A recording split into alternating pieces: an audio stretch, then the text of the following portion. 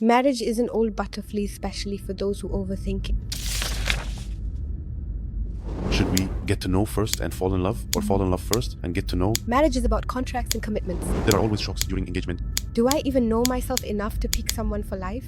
If I reject someone just because he isn't financially well off, will that upset my son? Look, I don't want you to work, but it's not just like, oh, okay, that's nice and all.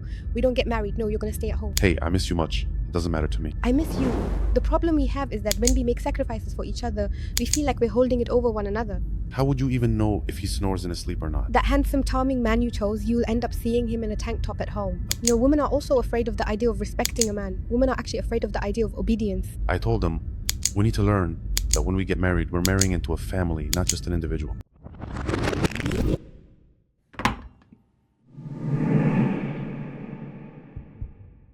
Peace be upon you, and God's mercy and blessings. A new episode, and a very, very, very important one. Most problems happen because either I made the wrong choice during engagement, got married, and regretted it, or how do I choose during engagement? And then there are questions. What's the appropriate age difference? When do I know if he or she is suitable or not? And how can I be sure that they won't change? Why do men act this? Why is she always nagging that? Why is he always so annoying? So will he change or not? And I got a fix and ran away with it on my hands and took it small. Let's listen to Coach Norhan Eid, who will talk about all of this. How are you? How are you, Coach? Norhan, introduce yourself to us. All right, I'm Norhan Eid. I'm basically a psychotherapist. I'm also a professional coach, and I've taken some specialized training in emotional therapy, for example, in dealing with trauma and similar issues. There are traumas during engagement. Yes, of course there are traumas. Like when it ends. Yes, when it ends. And also when I make choices based on my beliefs, which are shaped by childhood traumas that I saw my mom and dad, or I saw people around me. I developed some not so great beliefs. So I end up making choices based on them, either to prove that I can change what I saw, or I choose the complete opposite, just to prove to myself that I was able to do something different in my life. All right, so let's start from the beginning. I'm going to talk a bit about the boys and a bit about the girls. All right, maybe it's a little easier for the guys. I want it to be normal, not profitable. I'm looking for a bride, guys. Your friend is nice. Why don't you talk to her for me? But if a girl asks someone, she definitely can't say anything. And if she doesn't dare to say it, yeah, the reaction she gets is uncertain, not guaranteed. For the guys, it's normal. If I tell her, it's no big deal. Okay, look at the one next to you. So for guys, their path is easy. So for example, I tell the girls, I want to get engaged, or a girl wants to get engaged. Should I stand somewhere with a jewelry set? I mean, you love science, so don't sit in places where there aren't people and just in the old days, the matchmaker would cover a certain area, so she knew who was who and how things worked. And things used to be easy, but among the girls, there are plenty of good girls. But when it comes to the guys, you get the worst of the bunch. It's because guys know how to handle things. And some of them just want to go out and have fun and that's it. Okay, I want to get engaged. All right? When should I decide that I'm actually ready for engagement? Or what are the things I should prepare as a guy? I'll talk about the guys. I'll talk about the girls. If I have this information, at least then I might be ready to get engaged. So my daughter comes to me at 10 or 12 years old, 15 years. She says, I'm grown up and I want to get married. When? We've already discussed this. When? We said no. Is it really normal that after 15 years old, she's ready for marriage or not? She is ready. I mean... Physically, yes. Physically? But then we come to the other important things, the things that determine whether the marriage will last a lifetime. Oh, mom, either I live happily or I won't be happy at all. And it becomes just moving from one prison to another. And there are many things that have made the divorce rate extremely high. So as a girl, will I at least have some basic principles so I know what I'm choosing based on? Okay, and what will I base my choice on? That's a really big umbrella. What do I even have in me that would make the person I choose suitable for me? I mean, I can't just say I need someone who's very religious when I'm not even wearing the hijab myself. So what would he even see in me that would make him want to come forward or propose to me? Or maybe he's just looking, but I still need to have some of the qualities that I'm looking for in someone else. No, he might look and he might even come forward, but he'll set conditions for me. Maybe I just the idea of religiosity. Exactly. But by the way, there are things you'll have to stick to. There are things you see as normal, but for him, they're not normal at all, so we end up clashing. Exactly. He'll come and want to change everything I'm convinced about in my life, my clothes, my appearance. He'll have his own requirements too. So I need to understand what are the qualities I actually want. Let's go back to that. What are the qualities that I need to be present? I always to divide them into must-have and good to have. Meaning the qualities that absolutely have to be there, and if they're not, I won't marry him. For example, I want a man who can provide me with a good social standard of living. Okay, so if someone comes along, given if either way he looks and everything else, and there's chemistry but financially he's not well off, then I won't marry him. Is this a trait that only girls have, or do I always have the right to insist on this trait? I have the right to choose the qualities that will allow me to continue, but they need to be balanced, and I need to know why I'm choosing them. Well, Ragab was the people's favorite. Ragab el-Greatly was loved for two reasons. First, he forgave her for everything in the past. So I can mess up as much as I want and he doesn't say anything at all. And second, you can take money from him without any limits at all. But does someone that even exist in real life? Yeah, maybe if he's a trader or something? No, I mean, this is cinema. I mean, there are people who might just marry a woman, let her dress however she wants, and give her money without a problem. Yeah, of course. But what comes after that? Exactly, that's it. What pay in return? That's what I mean. What's the price for that position? Exactly. He might come and tell me, you have no right to interfere in my life. And by the way, there are studies abroad that say when a woman marries a rich man and he cheats on her, she lets it slide more than if he were poor. Because I might be feeling a little sad right now, but at least I'm sitting here, just sitting in a cafe, rather than being sad elsewhere. Exactly. It's different from being sad and broke.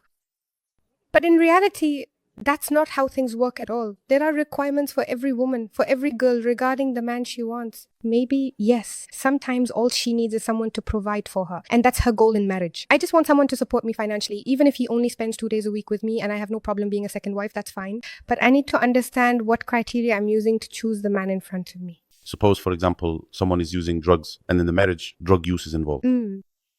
Technically and legally speaking, it's called a marriage, but it's not a healthy or truly successful marriage at all, even if they're happy with it. That's not right. Just because I'm doing something wrong and succeeding at it doesn't make it right. Because what is the purpose of the institution of marriage in the first place? It's meant to protect and dignify both a man and a woman. Both of them.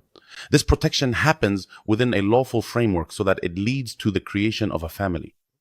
And this family should be beneficial to Arab society as a whole. Exactly. So if I choose someone who doesn't fit that, that's why it doesn't end up being successful. First, I need to know on what basis I'm making my choice, what actually suits me. What man do I want, or what woman do I want? And when it comes to the appearance of the woman, if we're talking about men, this becomes a really big problem because sometimes there's a bit of a lack of awareness. So I want someone who's really beautiful, but I also want to love her. I want a doctor, someone very successful, but she shouldn't work after we get married. All right, let me talk specifically about the guys. Okay, let's first address the issue of appearance, and then we'll talk about change. All right, the first thing that's absolutely essential for a successful marriage acceptance, physical acceptance, of course, or sexual attraction, not just physical. Scientifically, it's called sexual attraction. We're being gentle when we say physical attraction, exactly. So as a girl, because a lot of girls fall into this trap, I have to genuinely accept the way he looks. For me, acceptance doesn't mean he's handsome or not handsome. No, it means I accept that this is what masculinity looks to me. When I see him, I feel he's a man without him having to make any extra effort. He catches my eye, you to say, he catches my eye, and that's true. By the way, that's exactly what he catches my eye means for a woman. So if him tall and broad, okay, with a mustache, even if he looks, hey man, why do you look a police officer? Yes, that style. Then someone else proposes to her, he's handsome, with green eyes and blonde hair. No, I want that dark-skinned guy eye, that style. So that's the masculine look for me. We're done with looks, but there also has to be personality. I mean, I might look good, but not have the right personality. For men, it's a bit easier. For him, he is a certain style, maybe a slim body, a curvy body, tall, short, light-skinned or not, sweet. This is completely different. Of course, it's very subjective. I mean, there are men who come and choose a woman. Why does she look that? For him, that's the feminine look, right? Like there are guys who marry someone older than them, not someone 15 years older, not someone who needs a mother. No, I want someone older than me, so she's understanding and mature. Exactly. So the first thing I need to focus on when choosing is physical satisfaction. Of course, girls often overlook this. You know, I always say there's something very important about physical satisfaction. If there's even a small gap and I ignore it, later on, it can become a big door for the devil, right? I'll end up feeling... Right. I feel something is missing, and anyone passing by without any effort could fill that gap. He has a vulnerability that something can get through, and I'll be left standing there wondering, where am I? What am I doing? What's happening? If I'm sitting with a girl whose style isn't exactly my type, Every time a girl who matches my type walks by, I find myself distracted. It's not those people who just stare at anything. That's it. I can't help it. And it's the same for girls too. And I feel I'm not satisfied. There's a part of me inside that's not fulfilled. Yeah, I'm content, but what's good? We let it slide him. Of course, the sweet one. We let it slide for them. Yeah, if that's the person I love, even if they make some mistakes, I let it go exactly. That's how I am. That's my number one, and there's no debate about it. Physical satisfaction, exactly. That's it. What's the difference between... Today I wrote a post about satisfaction. So he told me that's fulfillment. There's a huge difference between satisfaction and fulfillment. Please tell me when you are full. What is satisfaction? Yeah, let me explain. You know, when you wake up in the morning, have a cup of coffee and a small piece of chocolate, just a little treat, that's when I feel good.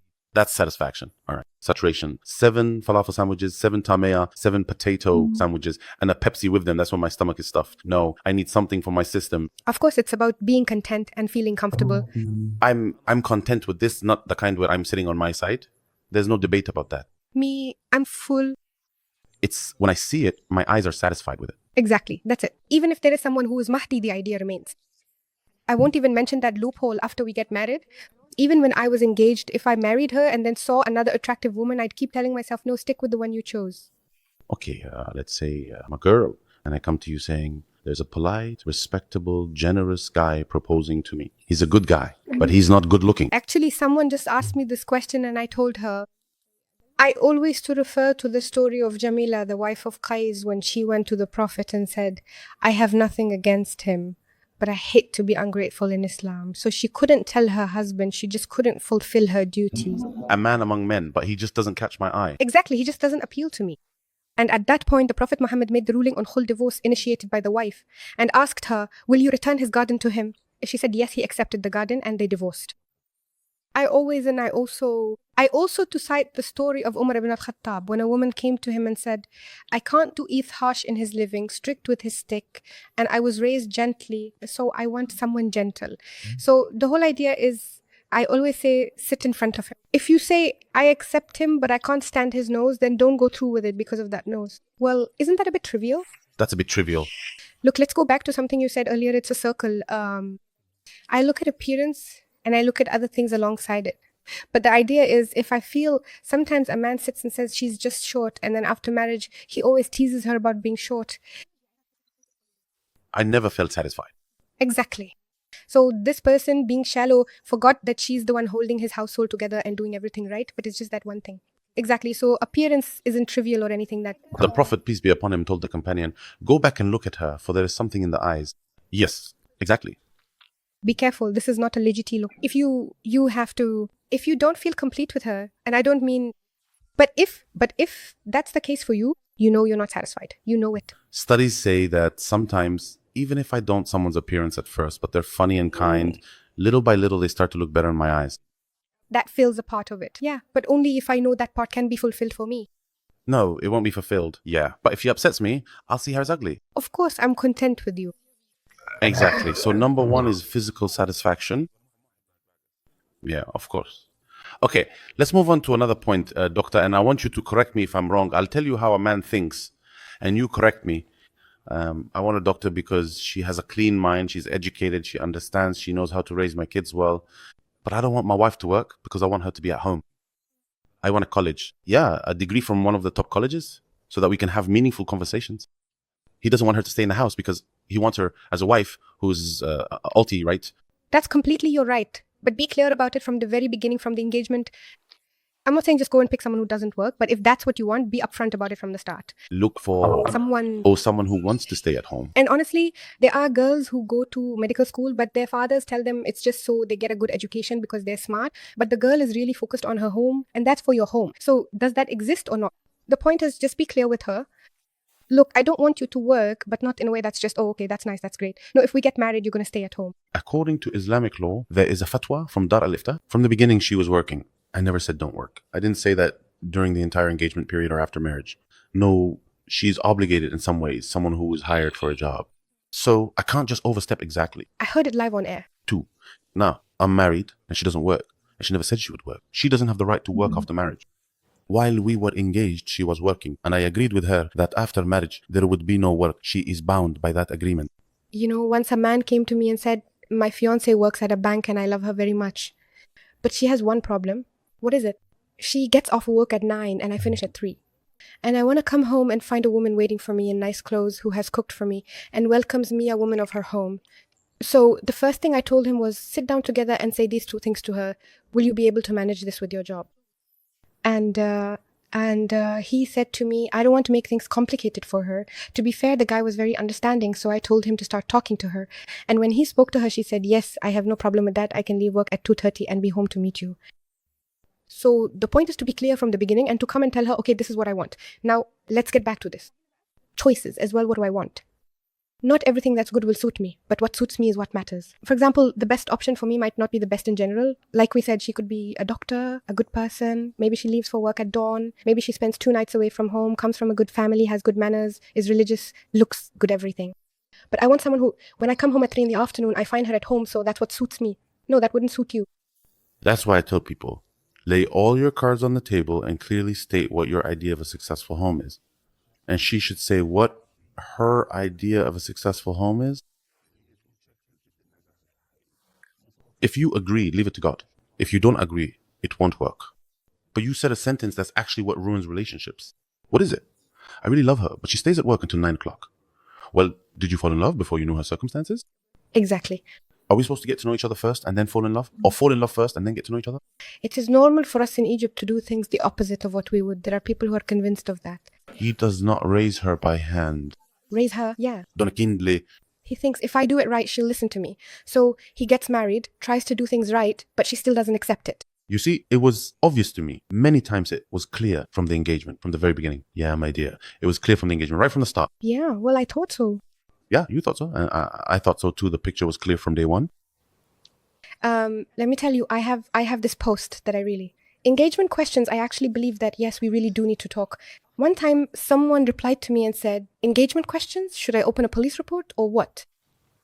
Why does it have to feel you're being interrogated? Yeah, why do you make it seem you have to sit her down in front of you and say, all right, let's begin? Honestly, I know people who actually do that. The coach gave us these questions. List your hobbies. Count to 3. Mom, it doesn't work that. Yeah, exactly. Isn't it better if the smart one is the person who can start a conversation and naturally bring up these questions, right? But I should still know the answers to these questions so I don't get shocked after marriage. I mean, these questions are really important. Maybe the most important are the ones we're talking about. The first thing is, what do you expect from me in marriage? Very good. What do you want from me? What you want from Methis is something I'll know or pay attention to. How does he see marriage? He wants you to say yes to him. He wants you, when he asks you to do something, to say, okay. He wants to come home and find you dressed nicely. We call all this absent-mindedness or marriage. Contracts and vows. The contracts are written down, and the vows are spoken between the two of us. Yes. Although I have to say again, it's still not a guarantee. But at least we've opened up topics and talked about them. So if he comes and asks me to do something that's the opposite, I can say, but do you remember you agreed with me on this? But at first, when I'm engaged, what's driving both you and me is desire. Hormones. Not just sexual desire. Desire.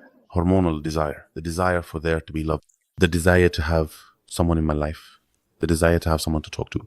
So I might agree to things. Yeah, and I'll let it slide. Like she said, I might come home at 2:30. So is it actually possible for her to come home at 2:30? No, of course not. And here I told him, ask her then if it matters to you. I mean, if it really matters. Statement on teacher, show me from now on. Of course, absolutely. I always say that no one changes unless they decide they have a problem and want to change. And even then, they might not change. He just decided, but he needs to take another step. If he takes a step and believes in it, that's something. If he doesn't, then nothing will happen. He's just joking around. It's saying, God willing, after we get married, we'll do that. There's nothing there. You won't get anything. It's when your mom says, God willing, you won't get married. She's just trying to get rid of you. The magic words, no one's getting rid of me or anything. Why didn't I go out? What do I care? I don't even go to the supermarket when I get married. So number one, I need to have a clear picture. But for her, what actually brings her back to square one? Come on, let's hold this eyeliner. Exactly. What is it that actually brings her back to 9, right? I mean, what brings her back to 9? And does her job even require her to stay until 9? If she could leave at 2:30 or 3:30, why does she stay until 9? So what is it that keeps this big issue present? This could open up a lot of other topics for us. Yes, for example, if this girl has a problem at home, that's an issue. She's very ambitious, exactly. And work? If she leaves at 2:30 for a week, a month, or 2 months, that's it. You don't have anything left. Where's the ambition? I want to go out. That's not to mention you skipped over another issue because of you. I did this or that. We have a problem. When we make sacrifices for each other, we feel we're keeping score against one another.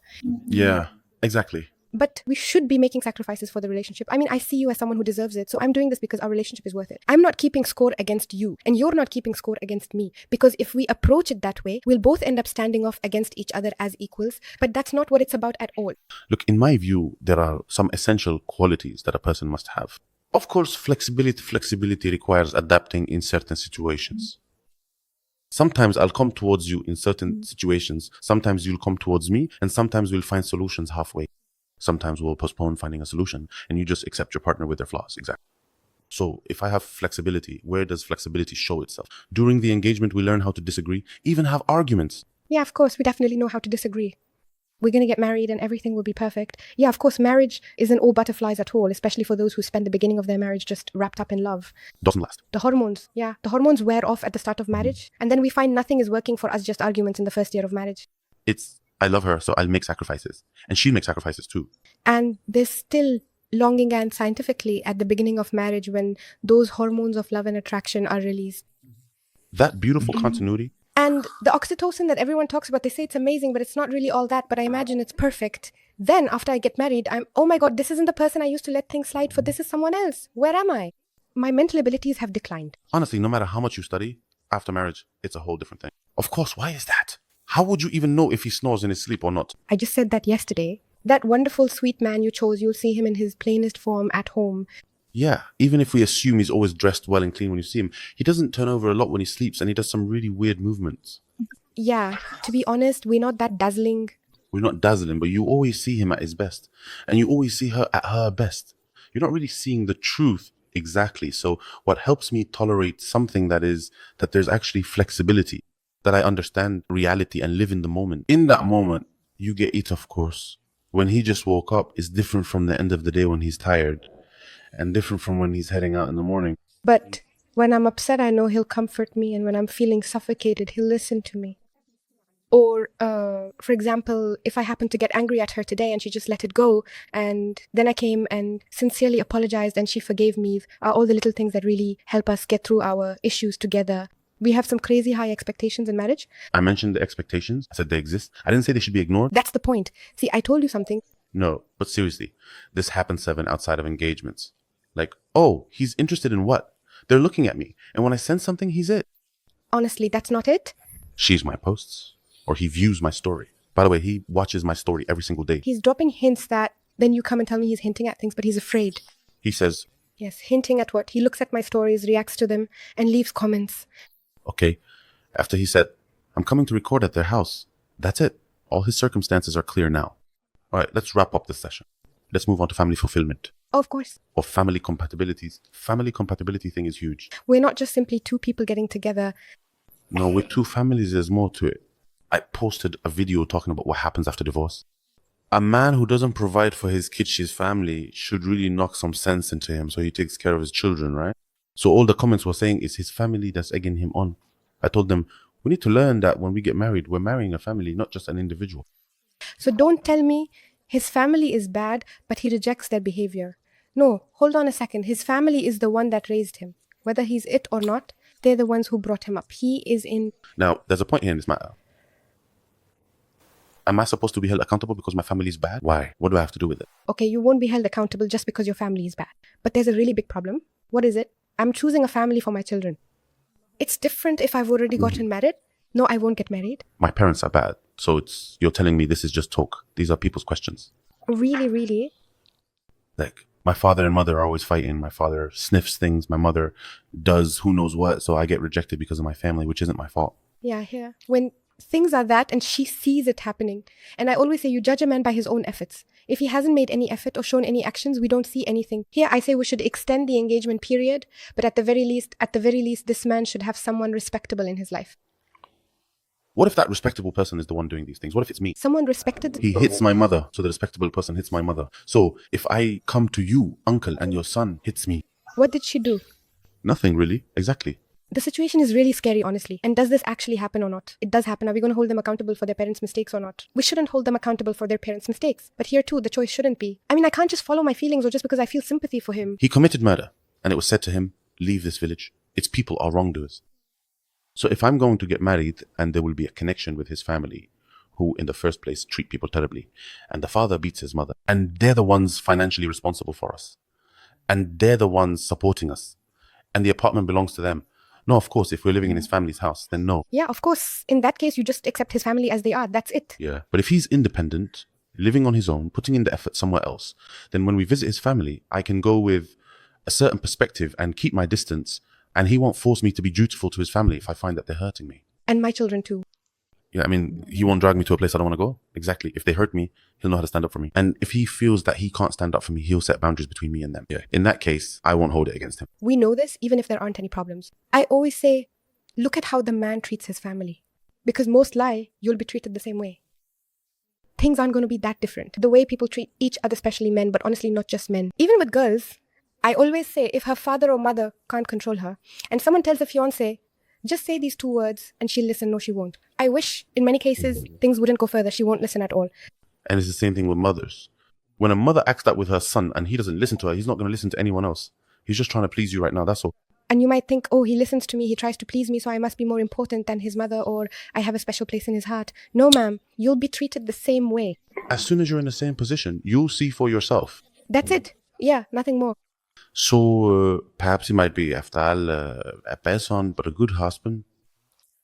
A bad son, but a good husband. Well, where have I ever seen this good husband? How am I supposed to become a good husband? My father and mother argue with me all day long, so I end up getting angry at them. Well, here I have to go back to the person himself and understand from him. What does being a good husband mean to him? No, I'm just saying. Now, when I go to propose to someone, she sees me arguing with my father and mother when I talk to them. Yeah, they're very temperamental. No, of course not. But with her, I'm calm. No, please. But they're provoking too. She'll get cursed the same way, and she'll be treated the same way when you get married. Exactly, there's no difference at all. There are 2 differences. The first stage isn't about sugarcoating, by the way. Exactly, it's a stage of desire. So our flaws are visible, but it's just not very obvious. But honestly, I want to tell you, I always say that no matter how much people try to sugarcoat things, if you're going into this marriage, or you're going in and really intend to look closely without all that glossing over, you'll catch the other person's flaws, right? But we don't really do that. Sometimes we just let things slide. It happened once, it's fine. Like, I'm in a relationship with someone, and this person, when he gets angry, he curses at cars. Or his sister, even his sister, if he's okay with it. He curses at people in cars. Yeah, there's a difference. To stop being silly, I tell him that's too much. So when he gets angry at home, he might say something, might curse. Okay, when I get angry, it drains me. I try to control myself, but I end up hitting the dashboard hard. Might hit someone. Maybe your head will end up where the dashboard is. So it's no. You know, they always say something here. What? There's always this fake sense of entitlement. So they say what? Well, the thing is, none of us are perfect, so he has to accept me as I am. So, I mean, I'm just hot-tempered, but that's the only bad thing about me. I always say about this, we're incomplete, but we're not flawed. Isn't it the same woman who tells me accept me as I am? Does she accept her husband as he is? Of course not. Exactly, that's the point. A witness has testified, and who said it? Yes, of course, that's the idea. Don't come and tell me, I'm just a bit short-tempered, bear with me. No, go do something about it, my dear. Treat your temper and be a man. And any nerves, tell him, you're hot-tempered. You can't even see the car in front of you, and it hit you. You got out to hit the guy, and it turned out he was a police officer. What are you doing? You just lose it, right? Do out-control yourself. Of course, you only control yourself because the other person is weak. You see him as weak. Weak. Exactly, weak. All right, what about family harmony? I'll give you an example, and you tell me if you agree or not. You're about to give birth safely. You're lying in bed. The baby's on your shoulder. Your family's on your right. His family's on your left. They know how to interact with each other. That means there is family harmony. If they don't know how to interact, they're embarrassed by each other, or everyone is just looking out for themselves. That won't work. Of course it won't work. And it will become a huge problem. I always say this, it's the start of a war, not the start of a marriage. Every time there's an occasion, I have to separate the side. She goes to his family, and I go to mine. And I feel that's not very nice. I didn't get married so that he would spend the first day of Ramadan with his family and I would be with mine. No, the right thing is that both of us are together at my family's place and both of us are together at his family's place. All right, let's talk about another aspect of family harmony. My father is the man of the house. I once proposed to a girl and found that her mother was the one running the house. So I hesitated. All right, here I would start asking him questions and say, so every time there's a problem between you and her, you'll be dealing with her mother, not her father. I mean, if you can handle that situation. No, I don't do that. Come on, don't come back. Come here, let me tell you. There's actually something even worse than that. If I am the man of the house and her father is the man of the house, then she's entering the marriage believing that my authority matters. Of course, if my father is the man of the house and my mother is also fighting for authority because she saw that my father didn't take action, even if her greatest wish in life is to be cared for by a man, she won't accept it at all. She'll feel she'll have the sense. And I've encountered this before. He told me, look, she's really great. And I remember this conversation. It was just 4 days before he was supposed to get married. And it was a surprise for me. He said, we're in a fight right now because I traveled to get something for the house and I didn't answer her calls. So she called me, yelled at me and hung up on me. Then I found her mother answering me and she said exactly the same things to me.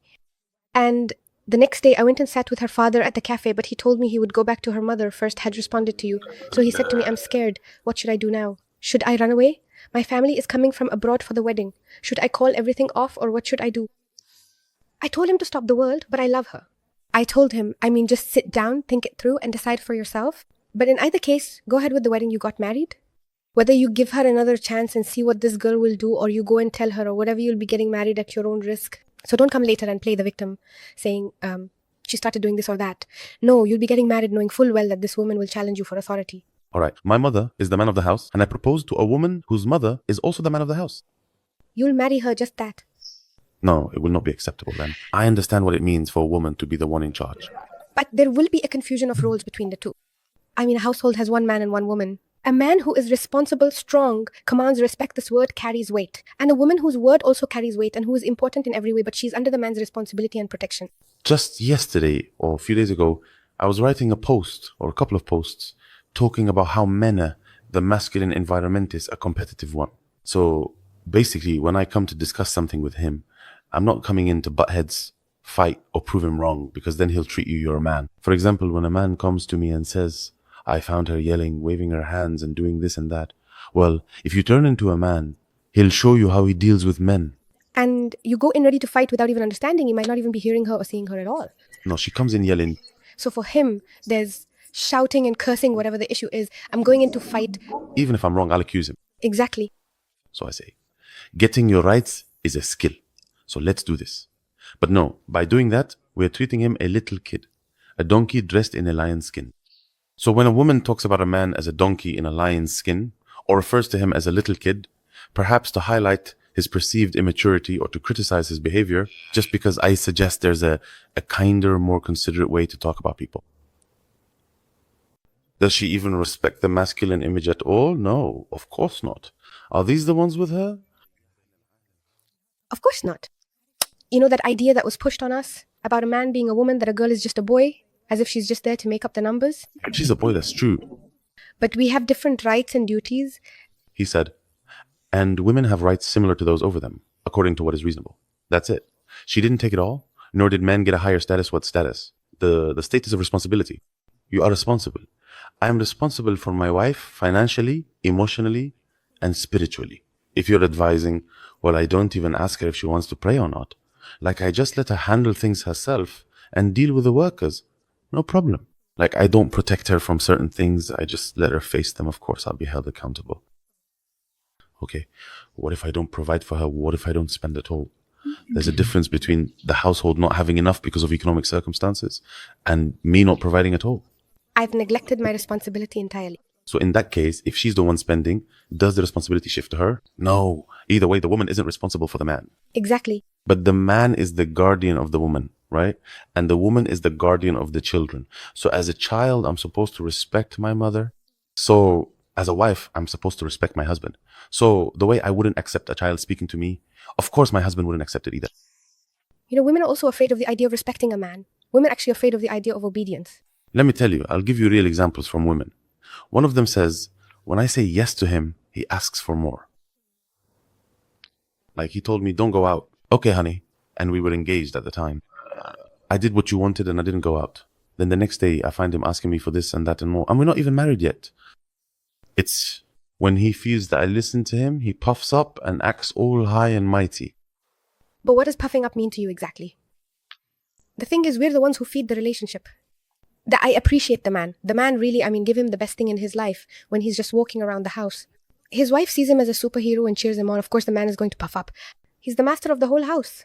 I always say, if you don't appreciate your husband and you act all high and mighty, and that look of arrogance, you think it looks good, your eyes sparkling that, Why would you go out with him in public? Why would you hold his hand in the street? Why would you even marry him? I appreciate him, but he doesn't appreciate me. Now that's where the problem starts. Right here. Now we go back to the choice. Hold on a second. Weren't you the one who made the wrong choice from the start? So what does that mean? So fine, if I chose him for his temper, I'll just keep being temperamental too.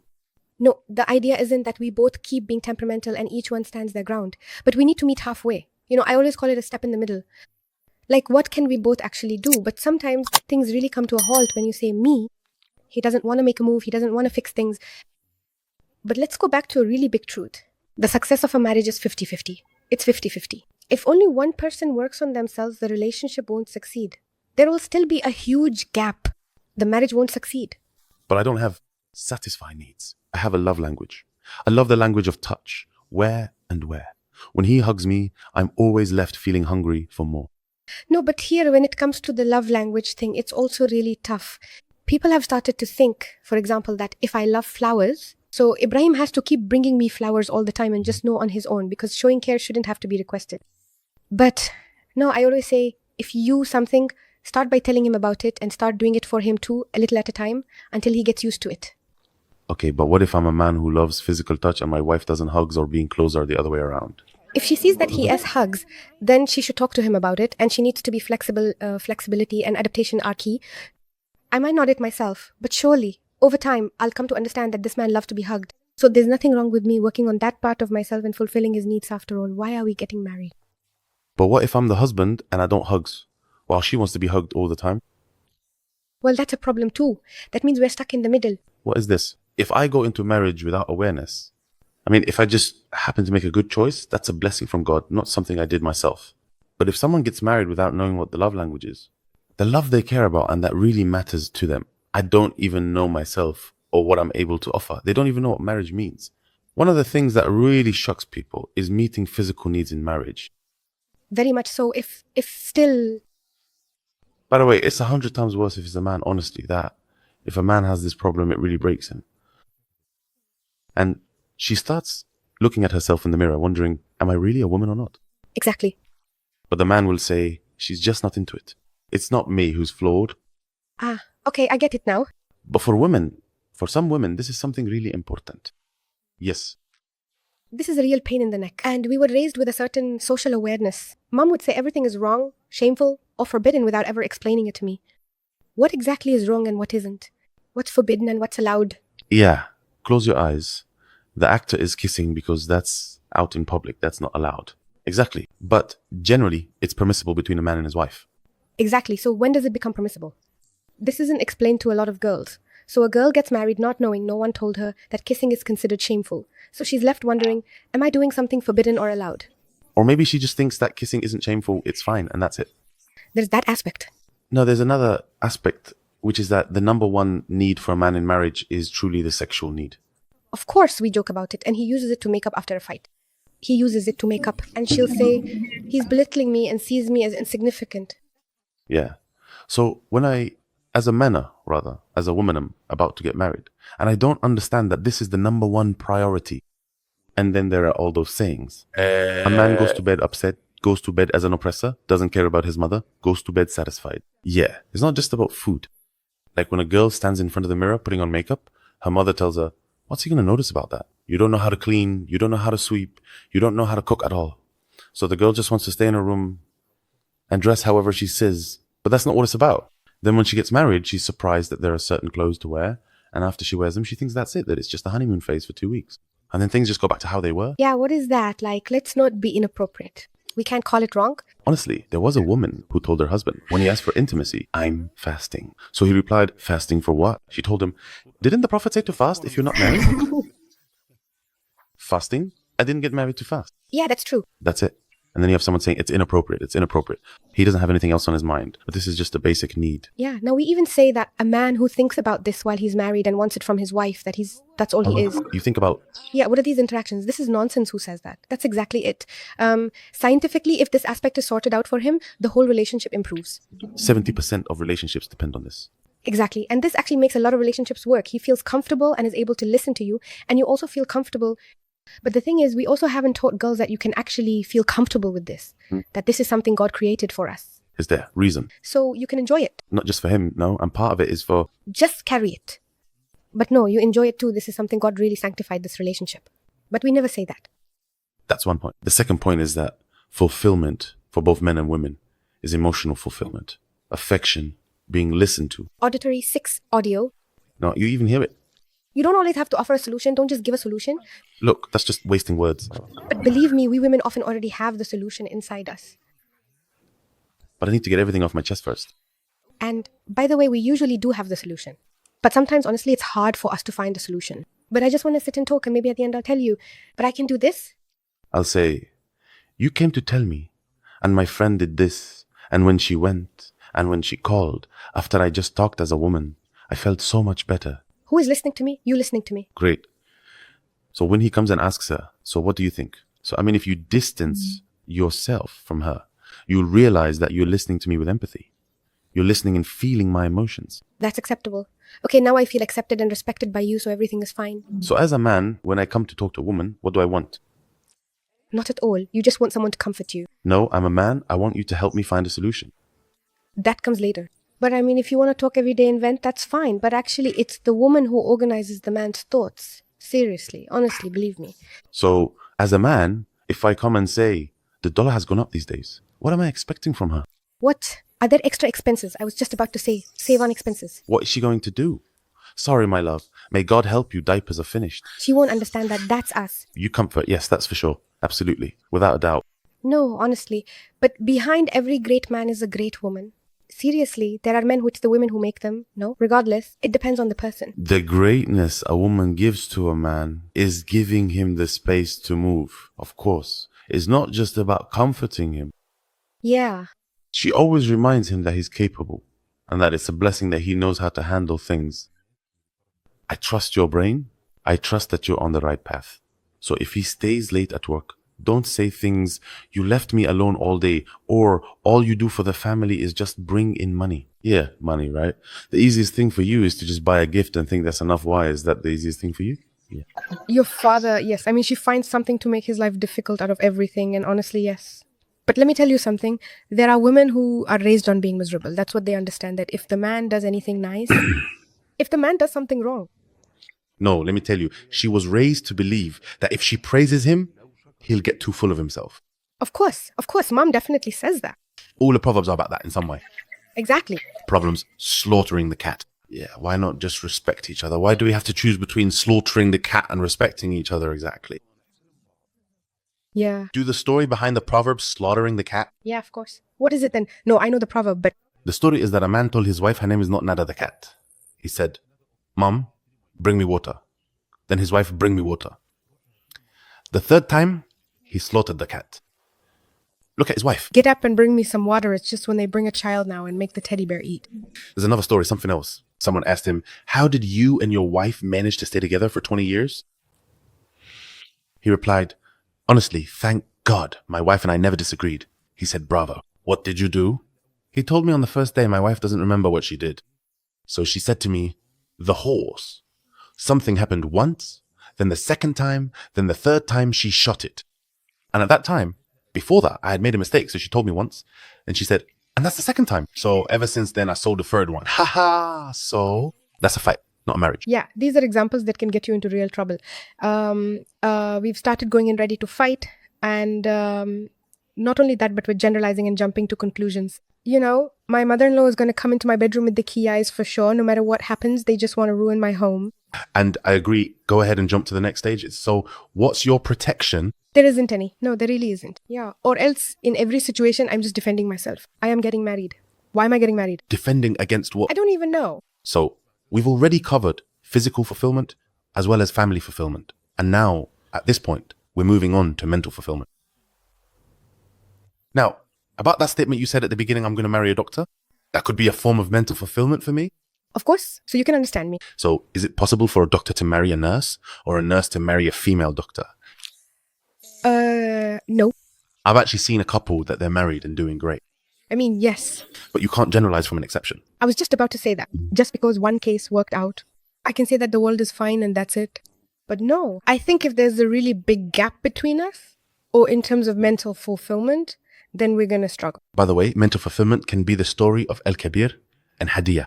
Yeah, exactly. When he tells her stories, he cares about her. Exactly, that's it. But is that really marriage? Also, Abdul Ghaffur and Fatma Koshri. Yeah, they always present that relationship to us as if it's the best relationship in the world. A paper and a gentle relationship, no tenderness. I'll explain that again. I told people, if you want gentleness, go work in drugs. Exactly.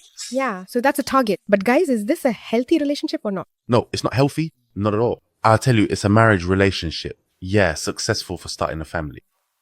So that's it? Just Fatma Koshari? Yeah, yes. I mean, yes. That's it. They've divided up the roles. You're responsible for this, and you set the house rules, right? So it becomes more a partnership. They were friends. They would sit together, talk, eat. He loved her a lot, was very loyal to her, and made her happy. So it's the same thing. That's perfect. That's exactly the intellectual fulfillment she needs. He used to have employees working for him. Didn't he tell them, do why I hired you? So you don't tell me right or left. He was that confident in his own mind, so that wouldn't have worked for him. With someone who has to think, of course, someone who's to plan hey would drive her crazy. Absolutely, he would drive her crazy with him. Intellectual fulfillment. Maybe I really to talk, and she always listens to me exactly, or perhaps I to plan things out, and she carefully executes them. You know, the idea can also come from the principle of wanting to give my kids a certain education. If I don't have that intellectual aspect, I won't be able to teach them. Yeah, by the way, I want to teach my kids languages, so I have to be with someone who knows a language. And my wife has to be that, or their father has to be that as well. But if someone isn't that, they'll just keep saying nonsense, or I'll have to pay money for them to learn, and then we'll end up with a huge gap between us. What are my kids going to hear from their dad or their mom? That's a really big deal, not just that, but especially if I'm the one talking. If at home you see them saying Baba and Mama, then the kids will say Baba and Mama, not Abba and Mama. Yeah, they'll say it exactly that. So choose the environment that suits you for your intellectual fulfillment. Exactly, that's it. Spiritual fulfillment. Spiritual, so it has meaning. Worship. Yes, yes, of course. If someone comes to you whose religion and character you are pleased with. Why does it really have to suit you? I mean, and people always misunderstand this. You are pleased with, yes, exactly, meaning your religion suits me. It matches your level of religiosity exactly, not something extreme for me. Exactly. Now, this part comes up, for example, when someone says he gave her a dowry. You know, we also tend to just take superficial parts of things.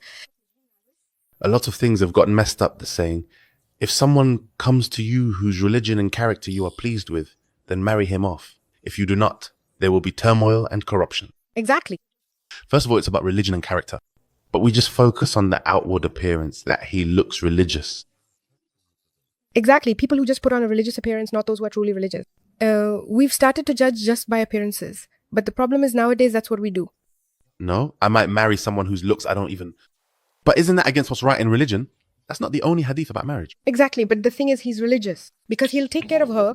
Honestly, it's a wonderful thing if you marry someone whose looks you actually...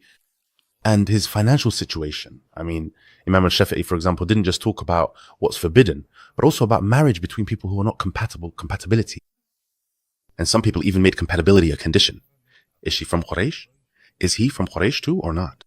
Meaning, even the family should be suitable for each other. No, there's just this and that. It's not forbidden, but it was considered prohibited. Like, for example, it is not considered appropriate for, say, a woman from a noble and distinguished family, a family of particularly high social status and reputation, to marry someone with a disreputable or socially questionable profession in society. So this is where the jurisprudence really starts. So don't tell me that these things don't actually matter at all. And now a guy comes and says, I'm religious and everything's fine. So he wants to start a household and make marriage easy. And then he brings you a hadith. Easy? I'll make it easy for you. Let's see if you can actually start a household. Yeah, exactly. Easy. But even with that, it's not for just anyone. No. Okay, I'll make it easy for you. And I'm sure of it. After I've made it easy, I'll get you the apartment. And as a gifties, I'll give you a gift because you're a religious man, marry my daughter. And I won't ask you for a dowry, and I'll even furnish it for you. That's really great. But, and then what? No, can you actually support the household every month exactly? What household? A household of 2 people, maybe 3 at most. I'm not going to tell you to spend beyond your means. I'm not going to come and say you have to provide a certain standard of living. At least just something normal. You're used to drinking a specific coffee every day. Yes. You married a man who can't handle caffeine. Or let's say you have cheese for breakfast every morning and that cheese is now off limits. Yes. I want the same kind to be available, exactly. But if it's just white cheese, feta cheese, and that's all we're going to eat. No, and let me tell you, young people come and say it's a realistic issue. Are you really thinking only about royal things? No, there's no such thing as that. She has the right to choose you and to choose the financial standard she'll live in. How much exactly can I live? It's not shameful and it doesn't diminish me. Excuse me, but honestly, if she wasn't pretty, would you have chosen her? Some of them even choose based on the family. How much is your father willing to pay? She wasn't attractive to begin with. He wouldn't look at her in the first place. So what? You're a man? Yeah, it matters to me to be with someone who doesn't make my eyes wander. Exactly. And I want to live with someone whose manliness doesn't make my eyes wander because he's responsible. Exactly. Don't complicate things. The main role of a man is protection. Exactly, that's right. This protection comes through his advice, so I have to respect his mind, right?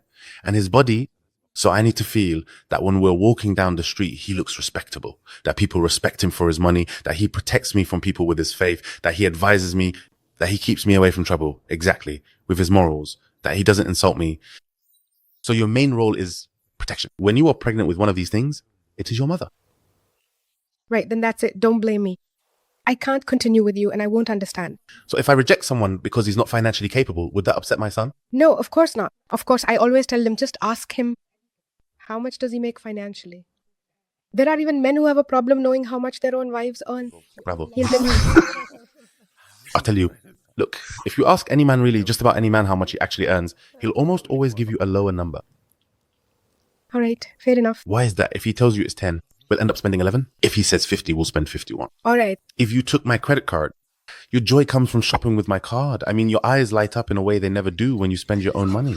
Honestly, I have my own card and I honestly have no idea how much he earns. Honestly, it's not about shopping. Then you're not happy anymore. Of course, because my husband is the one spending on me. Hello from Festo, and welcome. Absolutely. Better as my balance drops. I don't even feel it when it's mine. Yes, Faiz, this is a question that I can ask you nicely. It is quite clear that you do not see the two-person house that you are talking about. Exactly. How much does it cost to run? And there's something else important, you're not going to pay a single pound for it. I want to know what exactly you're going to pay for. No, first, how much do you think it costs to run a two-person household? £5. And in reality, the actual expenses are exactly 15, 0 per person. Thank you. So that's not possible. Okay. What if someone told you 50, 0 is that it? No, tell Hindu how to manage that alone. Or is it 50? I'm just dreaming. Exactly, that's right. If someone can run a household on 50,000, then the house is really comfortable. Exactly. Okay, you might be able to get by on £50 too, but I was just making it sound nice. So the real question is, how much do you actually make? He won't answer you. Yeah, I mean, men have a real problem with that question, seriously. I've discovered that. There's another good question too, one that people need. Has he ever been engaged before me? Was he in a relationship before me? Was he married? I was married. I want to ask, what was the problem? Now, this is where I come in. Because if I ask what the problem was, then I'm just joking around.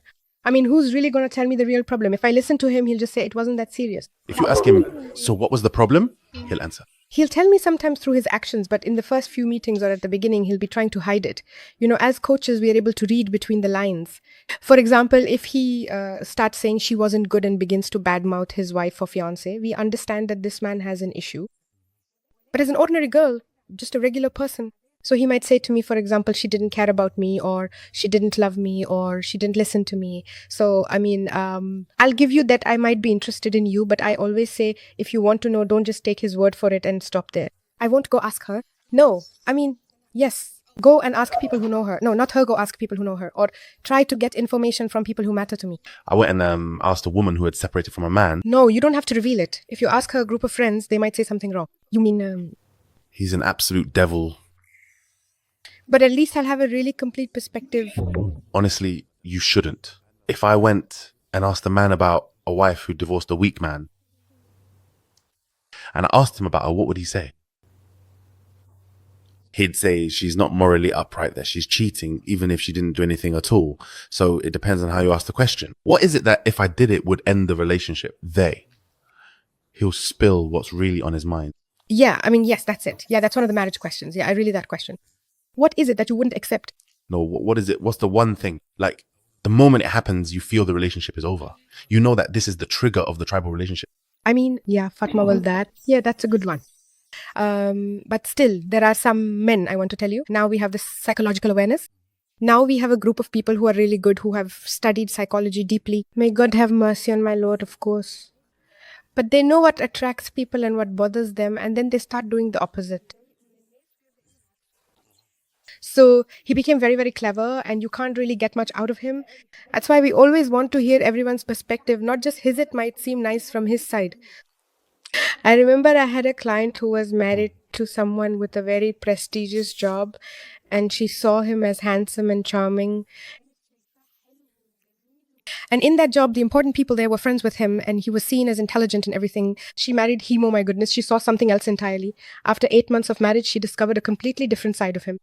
And when she went to ask why this man had gotten divorced, she found out it was because he held a prestigious position. So she took the opinions of the people who worked in that job.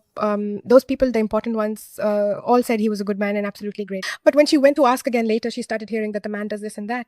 She uncovered a lot of significant and extensive information. Even the people close to him at work, the ones he spends his days with, didn't know these things about him. I want to tell you, to the extent that he made them believe he lived a very specific way, when in reality, he was the complete opposite.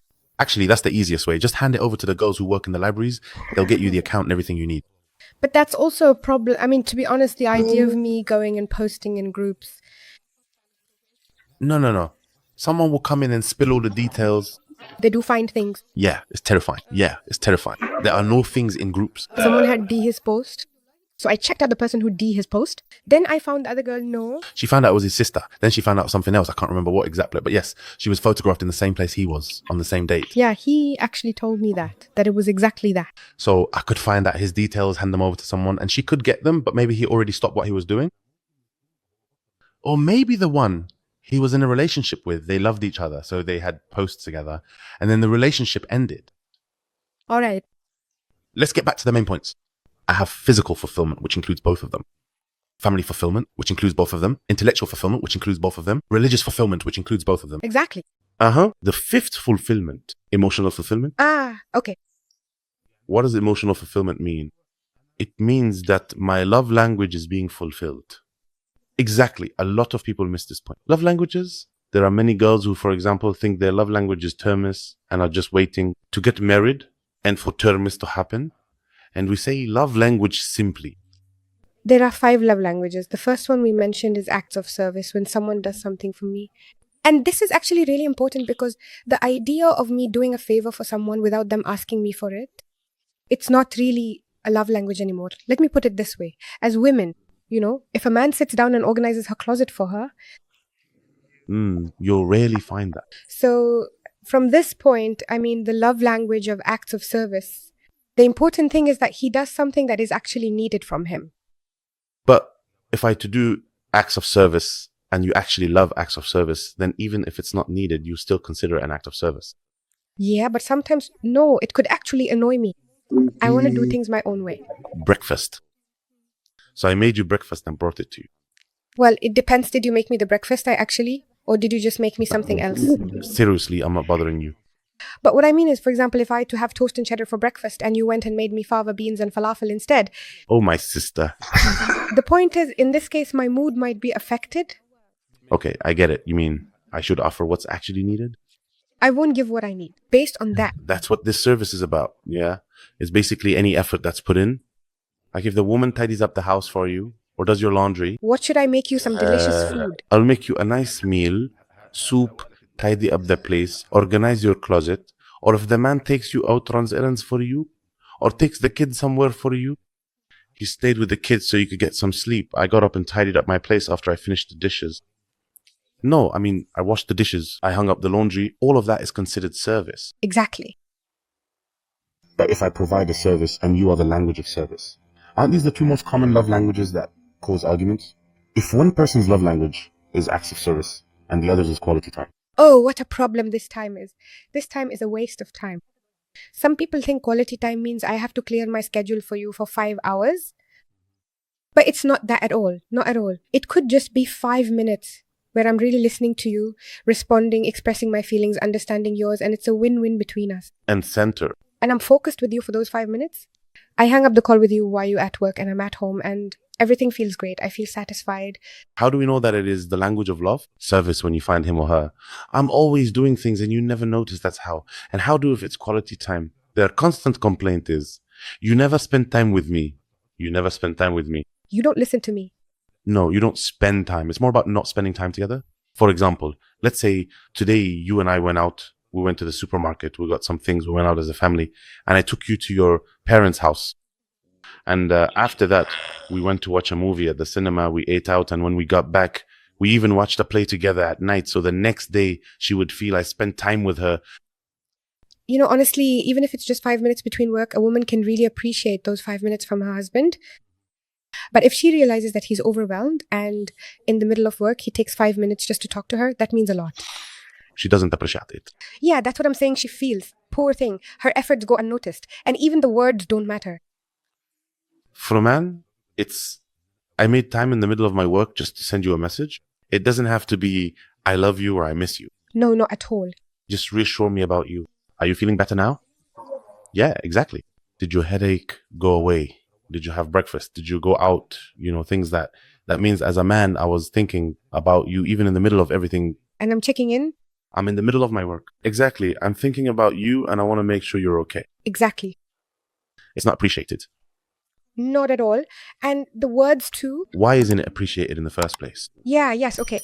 Why can't you, because we have this collective mindset that for a man to spend time with me, I have to lock him up at home. At first it starts this, he's going to the cafe. So I tell him no. Then he says, I'm not going out with my friends or I'm working right now, just to admit to himself that he's sitting here with you. He'll say, look, my mom wants me right now, but I'm not going to my mom and dad. I'm coming to sit with you. She wants a confession. She is that. You feel Mission gone wrong. And if I quit my job, I wouldn't even know how to feed you. If I ignore my mom, I could ignore you too. If I don't enjoy those 5 minutes with my friends, the little breather I take so I can come back and sit with you and keep going, I'll end up doing the same thing. I'll sit with you, but I won't be happy. And even if you let me do all those things, the moment we sit together, you'll start making me feel I'm falling short. Exactly. And it's, you got your way, but I'm not happy. I'm not sitting here happy. I'm sitting here because I have to. This is actually a mistake that a lot of men make when we're talking.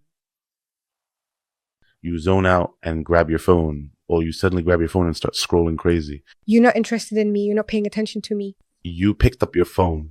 No, it's not important. Why? Because we're told that we can do so many things at the same time. So I'm holding my phone, but honestly, I'm listening to you very well. I could hold my phone and still listen to you well. No, I know you wouldn't listen to me, so don't answer me. You have to know that this is a collective awareness from tomorrow. Honestly, whoever holds the phone man or woman part of their attention drifts. Of course, there's something called because of these things. I have a problem. But that's the opposite of productivity. Exactly. It's not. Productivity limit? Exactly. And I still won't be focused either. Let's say, regardless of all that, I'll only be focused on one thing. Sure, I do a lot of things, but there's one thing that I'll have under control, while the rest of the things, no, I'm not good at them. So now, when I feel I'm forced to sit together, it's completely different from when I feel we're sitting and actually enjoying ourselves. What are the factors that make a woman happy and the factors that make a man happy when spending time together? That we agree. Meaning? That we both understand there's an implicit, clear agreement between the two of us. When is our time together? Back in the day, we always used to see our parents or grandparents after lunch. A cup of tea. Like we're sitting together on the balcony, each holding a cup of tea, just chatting with each other. But back then, I could actually go out after lunch because my income was quite good. Now, after lunch. Exactly. For example, back in the day, most people, my grandfather's generation, would be home by 1 or 2, maybe carrying a watermelon. But now it could be midnight, maybe even 1 a.m. And sometimes, for example, she tells me, I'm really tired. Why should I stay up until 1 a.m? Well, that's where flexibility and adaptation come in. Just go to sleep. Just make an agreement with yourself that from 5 to 6 o'clock, you'll sleep and finish everything you need to do. So that when this man comes home, for example, from 12:30 to 1 a.m. before he goes to bed, you can spend some time together and have a conversation. No, I can't come at midnight wanting to have a conversation. I just can't do that at night. For me, it's just your presence that comforts me. That's enough. And if you start telling me something, it's fine. We can talk while we're eating and you're talking, but don't blame me if I fall asleep while we're talking. That's fine. I'm telling you, it's totally fine. But at least I came. And honestly, everything was fine. And I did this today. So she tells me, honestly, this is how the day went. Are you okay? Everything's fine. We eat a hot meal, sit together, and that's it. When we're engaged, I'll go home at midnight, stay on the phone, fall asleep while talking to you, and you'll see it as the height of romance. But after marriage, if I go home and fall asleep while we're talking, you'll see it as the height of neglect. Why? Because when we're engaged, I know sometimes I just go along with it. And that's a collective mindset too, honestly.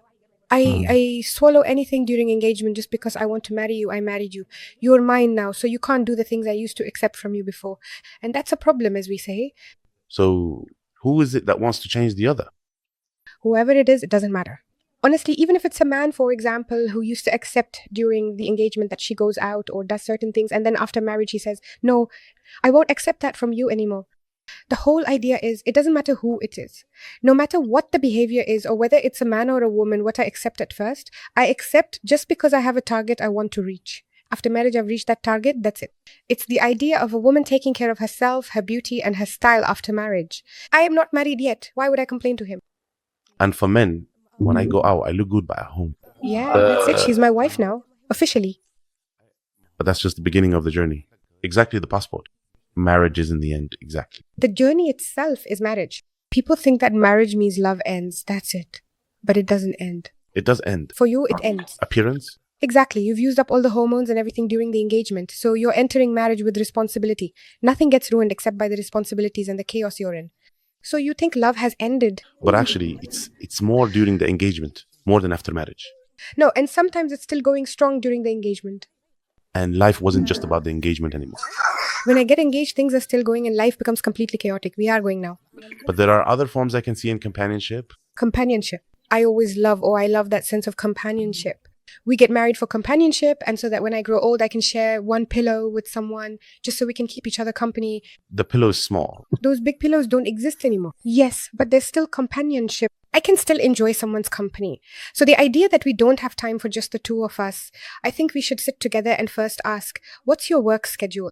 When do you get home? When do you two talk? Which day are you going out with your friends? Which day will we go out together and what will we do? When will we take a break, do you think? All of this is before. Well, there's no guarantee in relationships, but at least we've talked about it. What I mean is, I'm someone who comes home every day at 7 in the evening, 7:30, and after marriage, I just go to sleep. Same thing. It could even be 7 o'clock too. Yeah, exactly. Okay, before marriage, I used to go out with my friends every day and come home late at night, maybe the last hour or two. But after marriage... Well, keep in mind, it's also smart that before marriage, I don't see you at all. After marriage, I might just sleep while you're right next to me. No, I mean the one who is not used to going out every day. So you can't just suddenly tell him you only get 3 days a week. Oh, that's what you mean? No, but we also need the man to understand that the teenage years or the pre-marriage phase you were living in, you are not married yet, so you have responsibilities. I agree with you, but don't turn my life upside down. I mean, you used to see your friends every day and you basically lived in that area. So your friends were close by, they'd come over to your place and all of you lived in houses next to each other. But then I married you and took you somewhere far away. I can't even meet my friends properly or see them. If I want to go out, it's a whole trip. So no, I'm asking you for permission. And by the time you finish, I'm already back from work and you don't even talking to your friends. That's pressure. That's pressure. Yeah. But what I'm saying is, if we agree together that, for example, she goes out at certain times and he goes out at certain times, and this is basically the main core of marriage from the very beginning, it's about independence. This independence means there's a bit of freedom, but we have to give up a little of it. A little, not all of it? Just a little. Yeah. So now I go out with my girlfriends, for example, 2 days a week. And instead of going out at night, I go out now in the morning before. I, as a mom, go out during the 2 hours of school. I'm satisfied. Everything's great. Life is good. You can't go out with friends to the cafe every day. But if it's Friday and Saturday on the weekend, then stay out of the house. I mean, the 2 days you choose, but in return, you need to have a day for me. Yes, of course. At that point, if we can agree on this, everything will be fine. But we have to go back to the point that, yes, there are things that get taken away from us when we get married. Which is, don't live the life of a bachelor when you're married. Exactly. And you can't live the life of a married person when you have kids. Yes, exactly. Yeah, I mean, when we have kids, it becomes a whole different issue. Okay, here's a question I've honestly heard 100 times. What makes marriage become boring? How can I get my husband back to the passion he had at the beginning of our marriage? There's a magic word, being interested. And we stop being interested. We want someone to care about us, not for us to be the ones who have to care. Okay, let me continue for a year. Yes, I'm very attentive, very careful, and I understand his work. But I love it when he says sweet things to me a lot. At first he used to say nice things to me, but then he stopped. Well, let me go back and say he does say sweet things. Okay, what else does he do that could implicitly mean sweet words? Like, is it through caring? Does he show care in another way? Maybe it's not the way you want, but it's still care. You know the idea. He cares about me, you said. I made you the wardrobe, but I want to make breakfast. So now I'll ask. I did ask, but he's under pressure and he doesn't know how to say it. I can appreciate that. Well, I'm just asking for my needs. It's my right. Of course, it is your right, but it's not normal for me to ask for my needs and start stomping my feet, a child. I'm not stomping, but I've said it once, twice, 3 times. I being flirted with. I being told sweet things. But he just zones out. Look, the thing is, this leads us to bigger problems. But I think that if from the beginning we know how to talk to this man and we know how to discuss things together, then I'll ask him and start telling him I need this. If there's already some credit between us in the relationship. So as I said, if the man is good and the relationship is good, he'll be flexible and say, okay, I'll do that. So maybe he'll do it twice a week and forget 7 times, but at least he's making an effort. And there's this thing, sorry to say, I'm sorry, but it's something girls tend to do. I mean, it's rare to find a guy who would just text you on his own saying, I miss you. Exactly. But I told him I missed him. And I'm telling you, don't do it.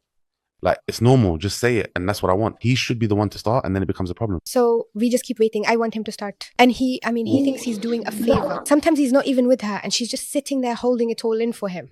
You didn't say anything, you didn't do anything, and so on. It's not just holding it in. It's she's carrying it and staying silent.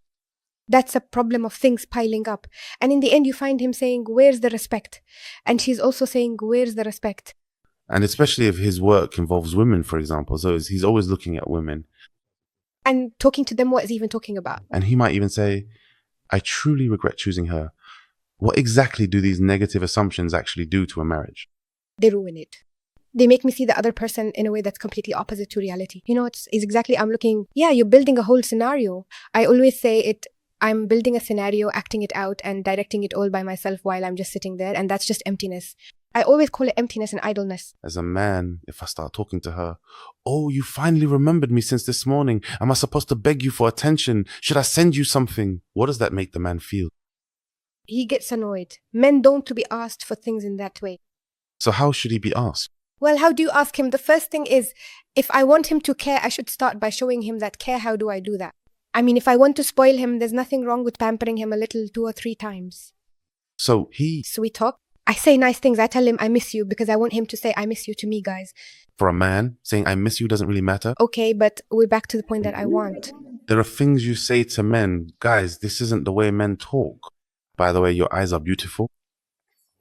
You could try this, go walk down the street and ask men, unless he has colored eyes and is showing off in front of people. Yeah, exactly. Like, I love the color of your eyes. What color are your eyes?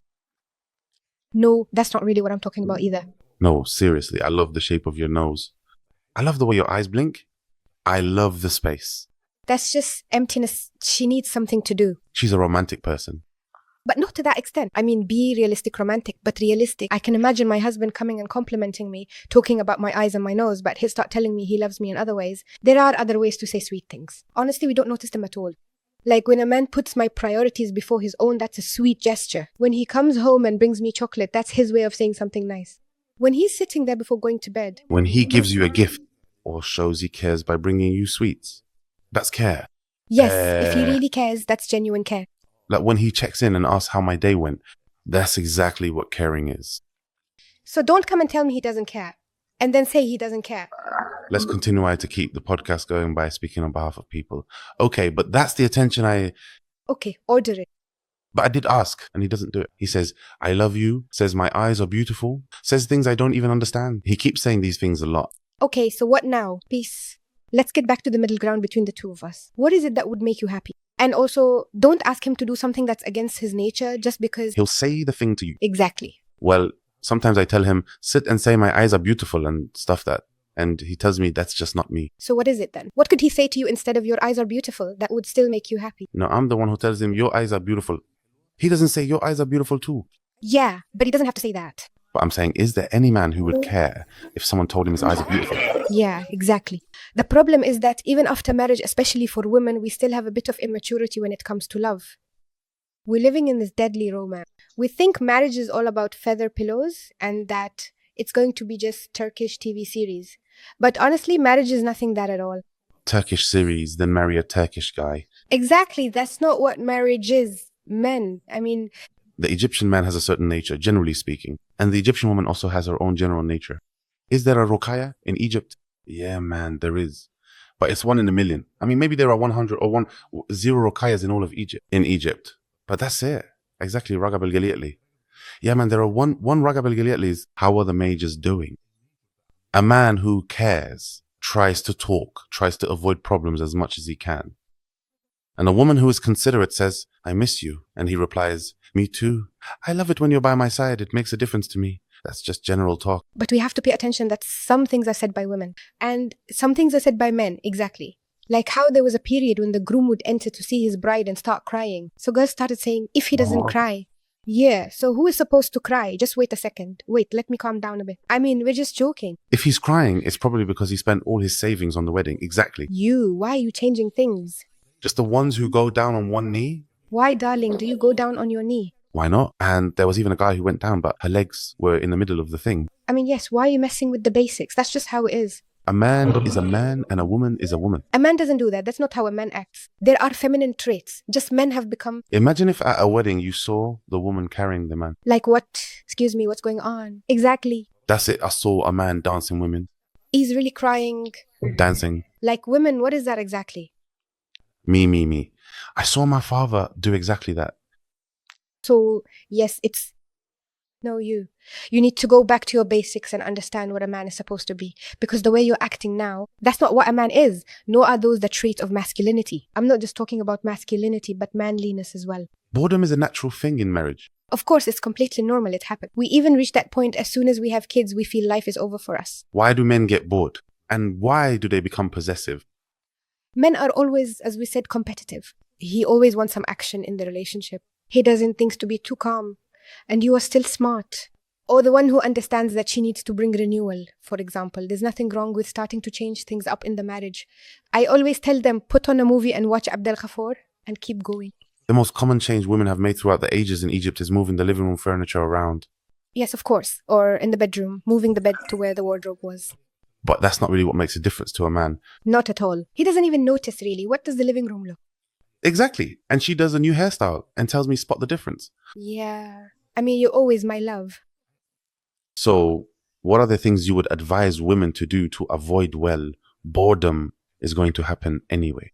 To avoid making the period of boredom longer, what should they do? There should be quality time between us, something I always stick to. And for that quality time, I try to get a board game and we sit and play together. Or we go on a short trip within our means. We go for a walk by the Nile. We do something that brings the two of us together. Or at night after a shower, we start watching a movie together. If we have kids, we set aside an hour during the week. We spend that hour playing together. And I find what my husband's interests are. I'll tell you the golden advice. If someone... He said, tell what it is.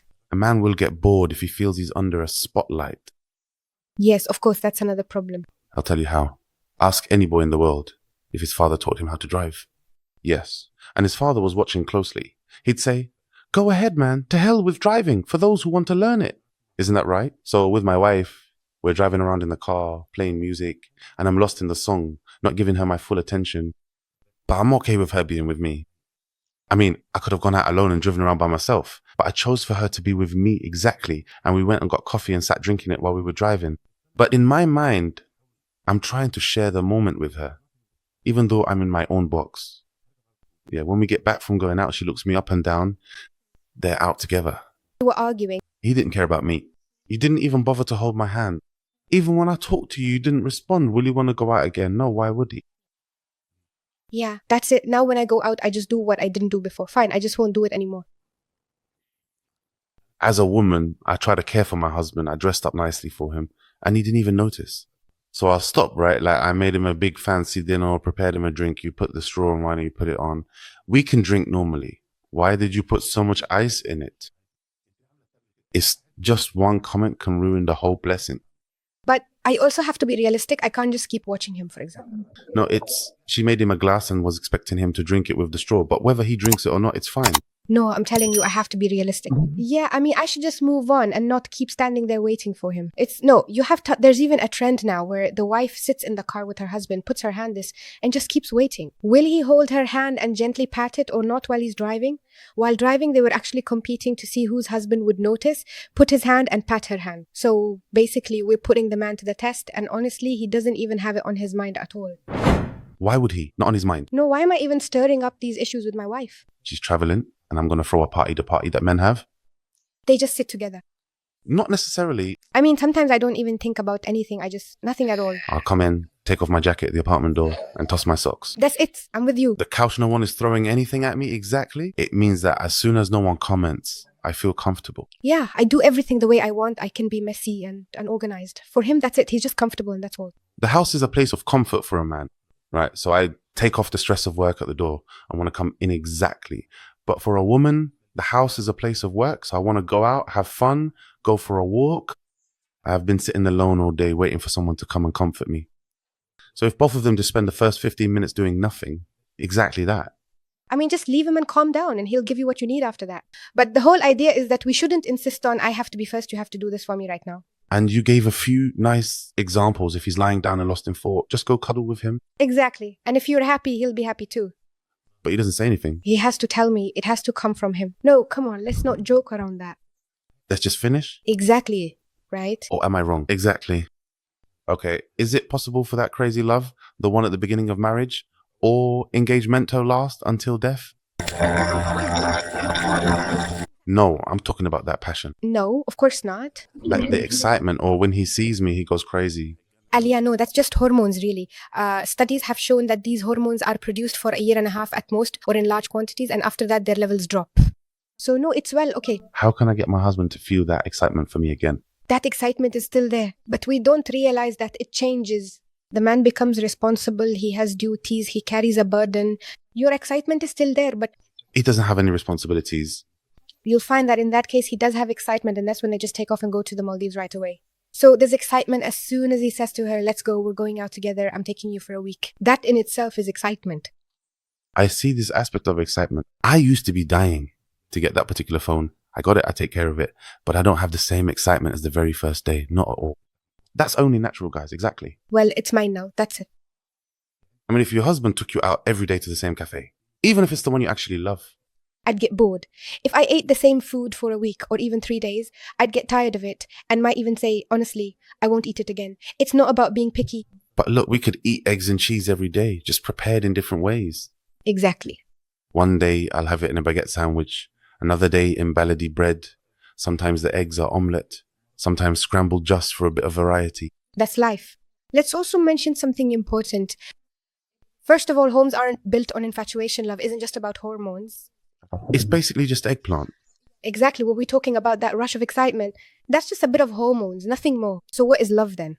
It's actions. It's when I wake up feeling grateful for having him in my life. When we argue, but I remember the good things about him and he does the same. That's what love is. Like when he goes with me to the doctor, or even just fills up my car with gas. When he fixes it for me, yeah, maybe he's busy and can't stand there with the repairman, even though I don't really that. But I'm saying he sends people to do the maintenance, or he hires the cleaning lady for you. He's always kept me at home and even given me my personal priorities and small luxuries. And he checks on me. I matter to him.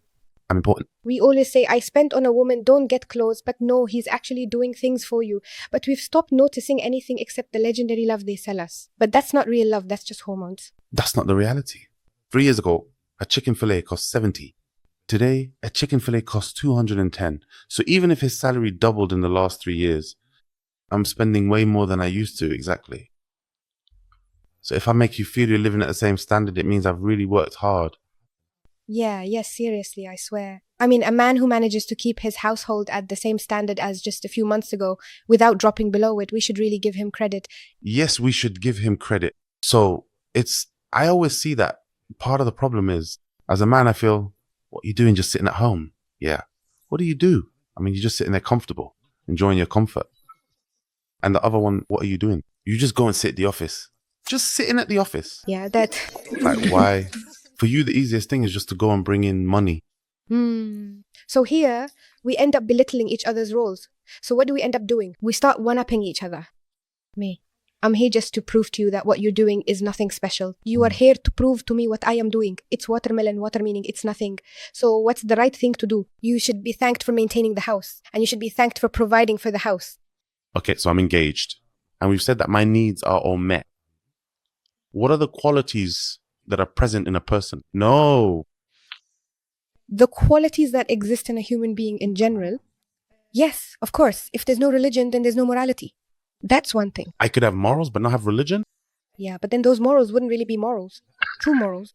Oh, the people who buy the boozer and that talk, he doesn't have a religion. Look, but morals have a fundamental pillar. She is fat. Okay, I made a video where I said that men who don't support their kids after separation don't have religion. Some people told me that there are no atheists outside who support their children. Okay, that's true.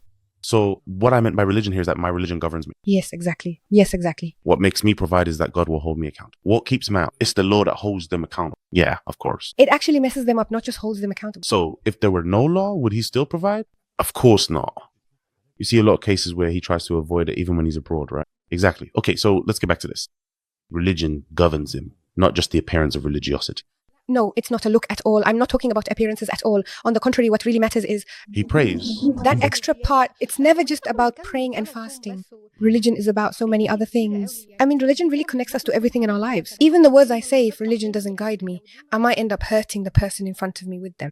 So religion governs me, and I fear God in how I treat my wife. Exactly. Religion guides me to act with proper manners. Religion dictates that I took her from her family, so I have responsibilities here. Exactly. Religion governs just so. So if someone doesn't have religion to guide them, it's better to stay away from them. Exactly. And anyone who doesn't respect his family or has issues in his relationships exactly, or has a problem with his mother, I always say pay attention to a man's relationship with his mother. His mother might be narcissistic. And after he gets married, he starts keeping a mental file. My wife did this, so I might react, but I only do certain things because my wife does things that remind me of my mom. But she's not my mom. Well, I'm my mother's son, and I respect her a lot. And that my mother thing, you shouldn't take it at all. All right. But why is that? Let me tell you. And by the way, there are also girls who are attached to their mothers. The point is, these people, poor things, just aren't used to living on their own. Now, here's a really, really good question. How do we tell a mama's boy from someone just dutiful to his mother? A son who's dutiful to his mother does everything for her, even if she asks for something that bothers him. Like, you're gonna buy your fiance's wedding dress and she says, go get me some oil. So what does he do? I will go tell my matchmaker just 1 second. If the appointment is at 7, it will be 7:15. I'll finish up for my mom and then head straight to my fiance. That way, you're a really good man who knows how to balance both. And you're not causing any problems at all. But if you say, sorry, the dress isn't important, I can't come right now, or if the appointment is from 7 to 8 and you show up at 9 or 10, you just go anyway. Because I was getting something for my mom. I always say your mother can lead you to heaven and your wife can lead you to heaven. Your mother can lead you to hell and your wife can lead you to hell. So both are the same, but of course the relationships and everything else are different. But you could do something here that leads you to hell. And it's the same story here. You're married to two women in a way. Exactly. So take care of both equally. Take care of both. And I believe both should be present in your life. You know, both should be on the same level. No one is ahead and no one is left behind. That's what I do. Yes, there is a priority. I could say there's a priority for my mom, the elder lady. The lady who's at that stage. She's unwell, so her medication is more important than me going out. Exactly. If she wants something, if she craves something sweet. And the other one is sick in the hospital. It's the same level of importance. Yes, exactly. Yes, so what do I do then? A smart man is the one who understands his wife. So a dutiful son to his mother takes care of her without causing harm? Exactly. But a mama's boy can mess everything up. Exactly. And another thing, in my opinion, a mama's boy doesn't know how to protect his wife from his mother. Of course, that's true. He doesn't know how to set boundaries. No, the whole atmosphere is just about whether mom is upset or not. You as the wife basically don't even exist. It's just for social appearance. You're there so I can get married and have kids and so my mom can be happy that I had children. But in reality, you mean nothing to me. You have no say. And this is obvious from the very beginning. It's very clear. Also, if the woman is strong and very aware, she can't get along with his mother and things fall apart, she just can't continue. And the mama's boy... His mother very much wants to win him over. Yes, of course. So you've become his mother. She tells me, I've become his mother. That's it. Tell me what to do now. You are happily playing together with your mother. Exactly, she is... If she gives his mother a gift, he's satisfied with her. Exactly, that's it. Even if you hit him, as long as his mother is happy, it doesn't matter. Yes, she wants to know what I should do, so I just stay put. I'm not giving in. I'm just holding my ground. I'm standing firm, darling. But I'm not backing down. I always say, if I can't separate and I feel the relationship is fine and I'm satisfied with it, then adapt to adapt without. Without pushing yourself as before. No, don't push yourself at all. But I always say, find a way that doesn't hurt you and that you can handle. So don't ask how to change the other person. They won't change. Instead, ask how to find a way that suits you, a way you can deal with exactly. I always the example from our popular neighborhoods, there's always this sharp-tongued old woman going up and down, cursing people. The first time she insults them, they They respond, so she keeps cursing and it turns into a huge fight. But then you see people come out, get insulted, and just ignore her. She starts to realize that life will just go on. This woman has her own problems. So what should we do? I just forgive her. It's if I'm walking down the street and someone throws something at me, I won't go and throw something back at them. Exactly, that's it. So that's it. I found a way that suits me, and this way doesn't hurt me psychologically. I'm comfortable now, exactly, comfortable accepting and content, and I understand what I'm doing because that's really important. But if I were a mother... We shouldn't live with extended family. Of course not. But is living with the extended family okay? Yes, living with the extended family can definitely work, but only under certain specific conditions. Like, I have to ask this man, do you have any customs and traditions in your family home that will also apply to me? I mean, is there something important I need to be aware of? For example, Like everyone must gather together for dinner. I know people who even now have breakfast, lunch, and dinner. All the meals are served at the mother's house. In her own home, she doesn't cook at all. She says, I've never used my kitchen. It's a tradition for all of us that the whole family gathers to eat downstairs. For them, if you don't the kitchen, it's fine the pantry supplies are brought downstairs. The pantry supplies never go up to her house at all. And if she wants to bring food, she sneaks it into her place so she can eat upstairs. Why? Because that's how her mother is, and the household expenses are managed from downstairs. It's important besides that you need to know something. Whether it applies to you or not. Exactly. And whether you'll be able to handle it or not. Don't say, but I love him or I'll try. Someone might say to you, so what? It's convenient. I just won't cook. Exactly. No, it has no controls. By the way, why is that? Why live in an extended family house benefit? No, I'm saying there are rules. Yeah, you won't have to cook. That's a plus. But keep in mind, that means when he comes home, you can't welcome him upstairs in your apartment. You'll have to stay downstairs, which means you'll be veiled all day long. And you'll be cooking downstairs. And you won't just be serving 2 people. You'll be cooking and serving everyone who's there. It also means you won't have authority over your kids. Because with everyone coming and going, everyone will be giving them advice. And it's not you can say, I care about my own food, so that's it. If you don't, the food we're eating, you can't say anything. You have no say. That's it. So the first question is, what other customs are in effect? Yeah. And how are the people who are married to the brothers-in-law living? That's usually very clear and obvious. Like, I met his brother's wives in person and I saw if we could actually get along with each other or not. How are they living? What is their lifestyle? And whether their way of life suits me or not. And the engagement period makes that clear. It's really obvious how people are living. So can love overcome all of that? No, of course not. Love can't overcome everything. Love doesn't put food on the table, honestly. Okay, so we've said the qualities he must have: religion. Yes, religion. Yes, and that he treats his mother well. All right, what else? If it's there, I'll go ahead. Yes, if he's foul-mouthed or physically abusive or can't control his temper. Hot-tempered and can't control it, exactly. There's a difference between having feelings of anger and having real issues. The thing is, if he can't control it, because the problem is, every one of us, whether a man or a woman, has a system for managing emotions. But that system works really well for men. And this comes from the idea that the man, since he holds divorce or authority in his hands, is able to control things. Women are said to be led by their emotions, have sharp tongues and so on. But now we've started to see the opposite. Now we see men who hit, slam things, curse, yell and raise their voices. But that's not how it's supposed to be. Sign breathing. Seriously, really, it's really. And the anger and the whole atmosphere. One time someone told me I had written a post and I was asking, what's the problem? I mean, a man shouldn't insult a woman. So he told me, no, if a woman wrongs me, I'll stand up to her and give her a hard time since now you're. Yeah, we've gone back to a competitive environment. Exactly. So as long as you're respectful, I'll treat you as someone I'm responsible for and protect you. You insulted me. Once you act a man, I'll treat you a man. I totally agree with you. But here's where I come in. Normally, as a man, you're supposed to just look down and walk away. You'd need to have a hell of a lot of psychological pressure. But you can't be sure. Like, he's married and his wife sees him as a pushover. I'm not talking about his wife at all. You're talking about the woman in the street. No. I'm talking about the wife. The wife. I believe that if a man lets his wife disrespect him once and lets it slide, she'll keep disrespecting him for the rest of his life. Okay, but how do you just let it slide? No, there is no. And there's also saying, if you say that again, I won't accept it and there will be consequences. 1, 2, and 3. The first time, no, but the second time my family came in and I returned home after a while. That period of time, if you make even a small mistake that again, I won't continue, I believe that a man should never be insulted. So, are you in favor of postponing having kids at first, or is it fine to go ahead? Honestly, this is a really, truly significant issue. I mean, I think it should be at least a year. That's how it is now. But I think if I've chosen well and everything seems fine and all is good...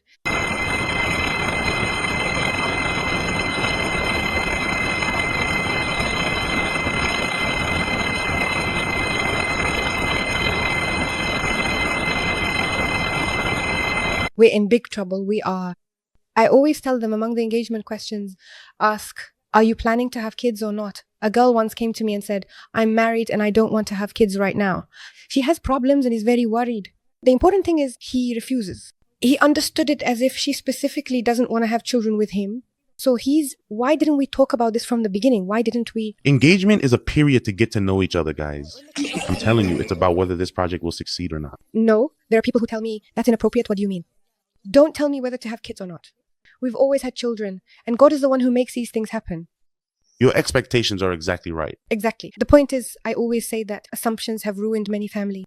I'm entering marriage thinking that since my family does things a certain way, surely the person I'm marrying will do the same. Like when my dad tells my mom something, she says, okay. When I get married, But with me, if you tell me, okay, the whole world turns upside down, nothing stays the same. my dad used to apologize to my mom, tell her he was sorry, and hug her. So is that natural? No, it's not natural. Exactly. Medicine, as it is often said, is the son of his mother in a metaphorical sense. A mama's boy. And the temper. Yeah, I just can't control it. What else could there possibly be? Oh my God. Then there's lying and cheating. Two those come after. Lying comes before cheating. Yeah, lying. That's a real problem. So what's the difference for you guys between lying and twisting the truth? Honestly, there's no difference. So for you, there's no difference between us. If he lies, he lies. There isn't a man who doesn't twist the truth.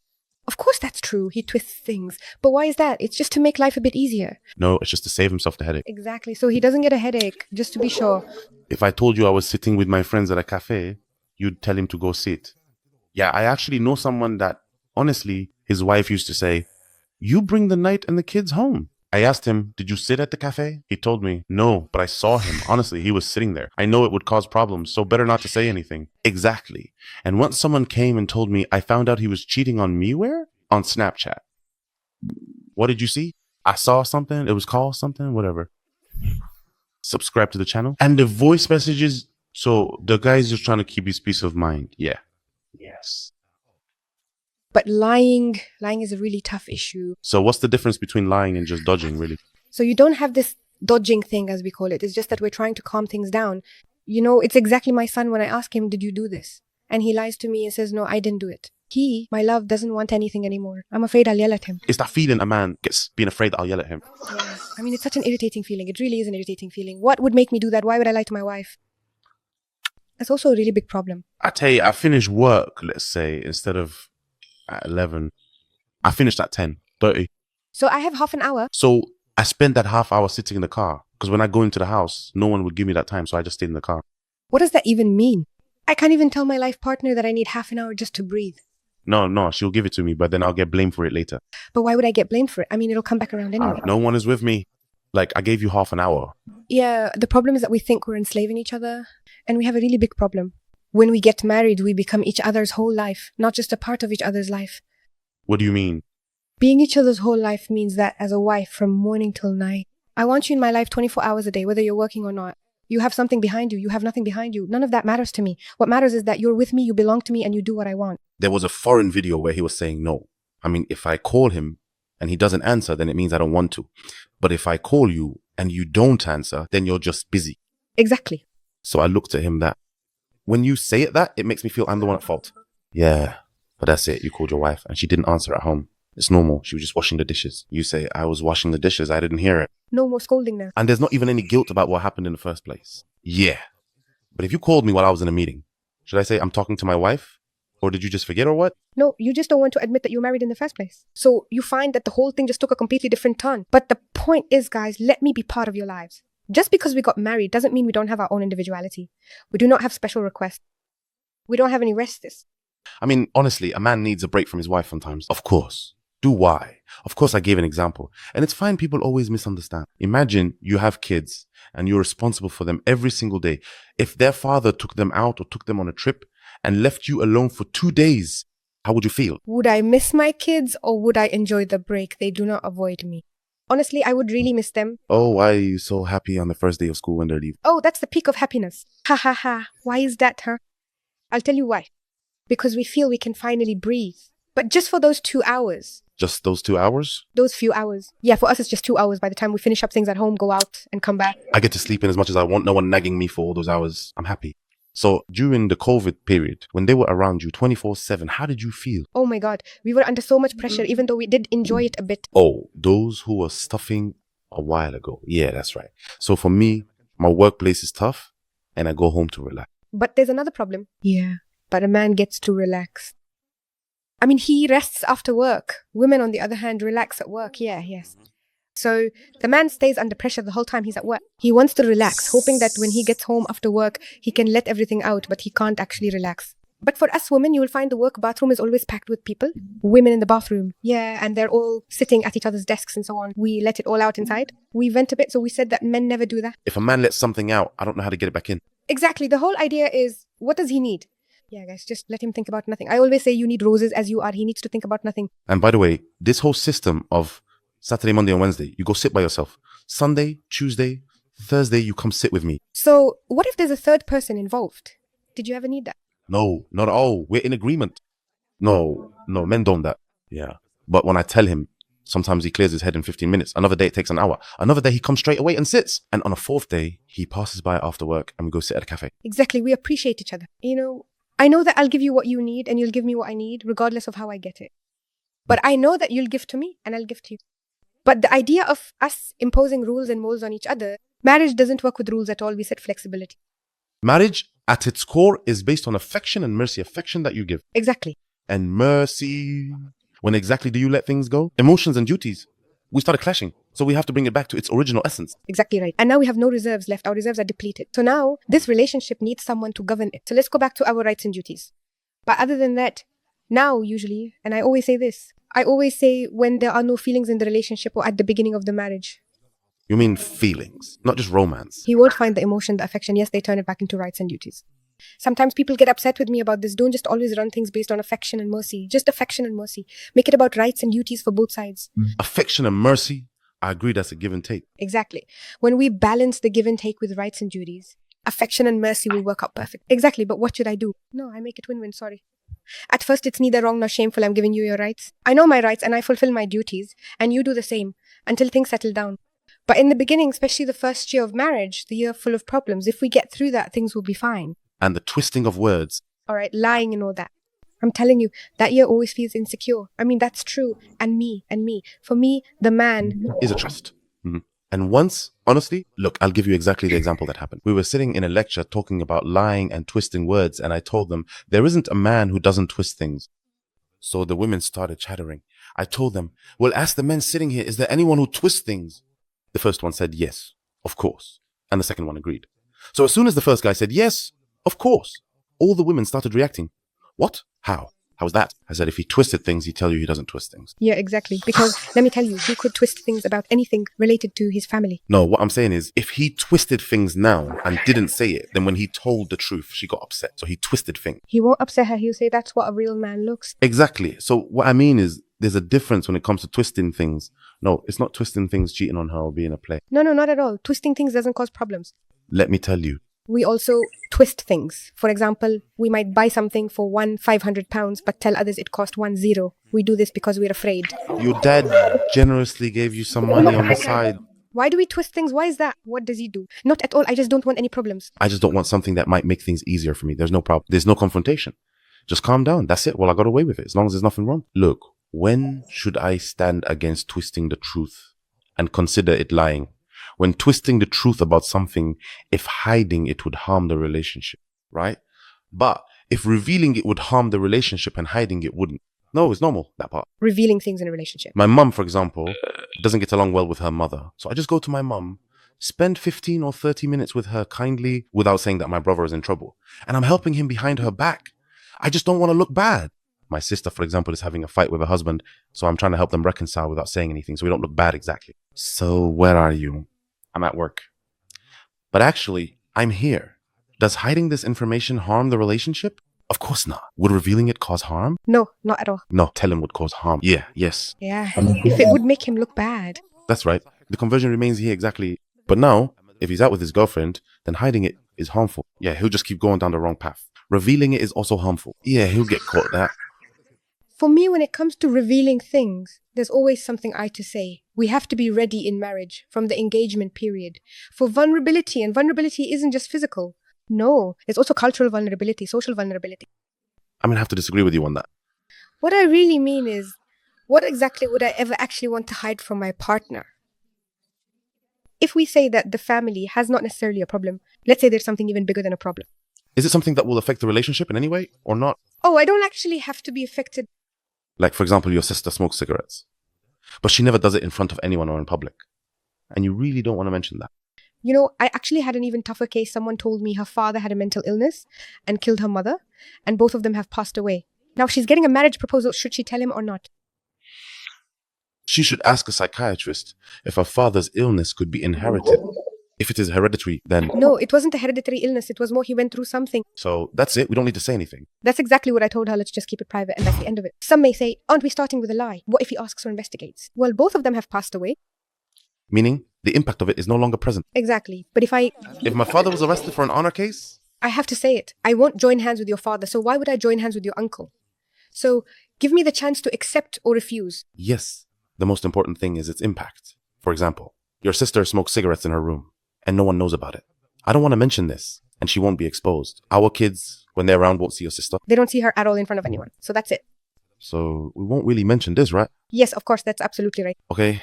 So the switch is fine, just to make the viewers happy with you. Specifically, both of us are having a conversation, honestly. It's not just men, women also have discussions. You only see us. We're having a conversation. Exactly. It's the girl only sees what's in front of her, but she doesn't see herself. So men don't have a problem. By the way, I tried.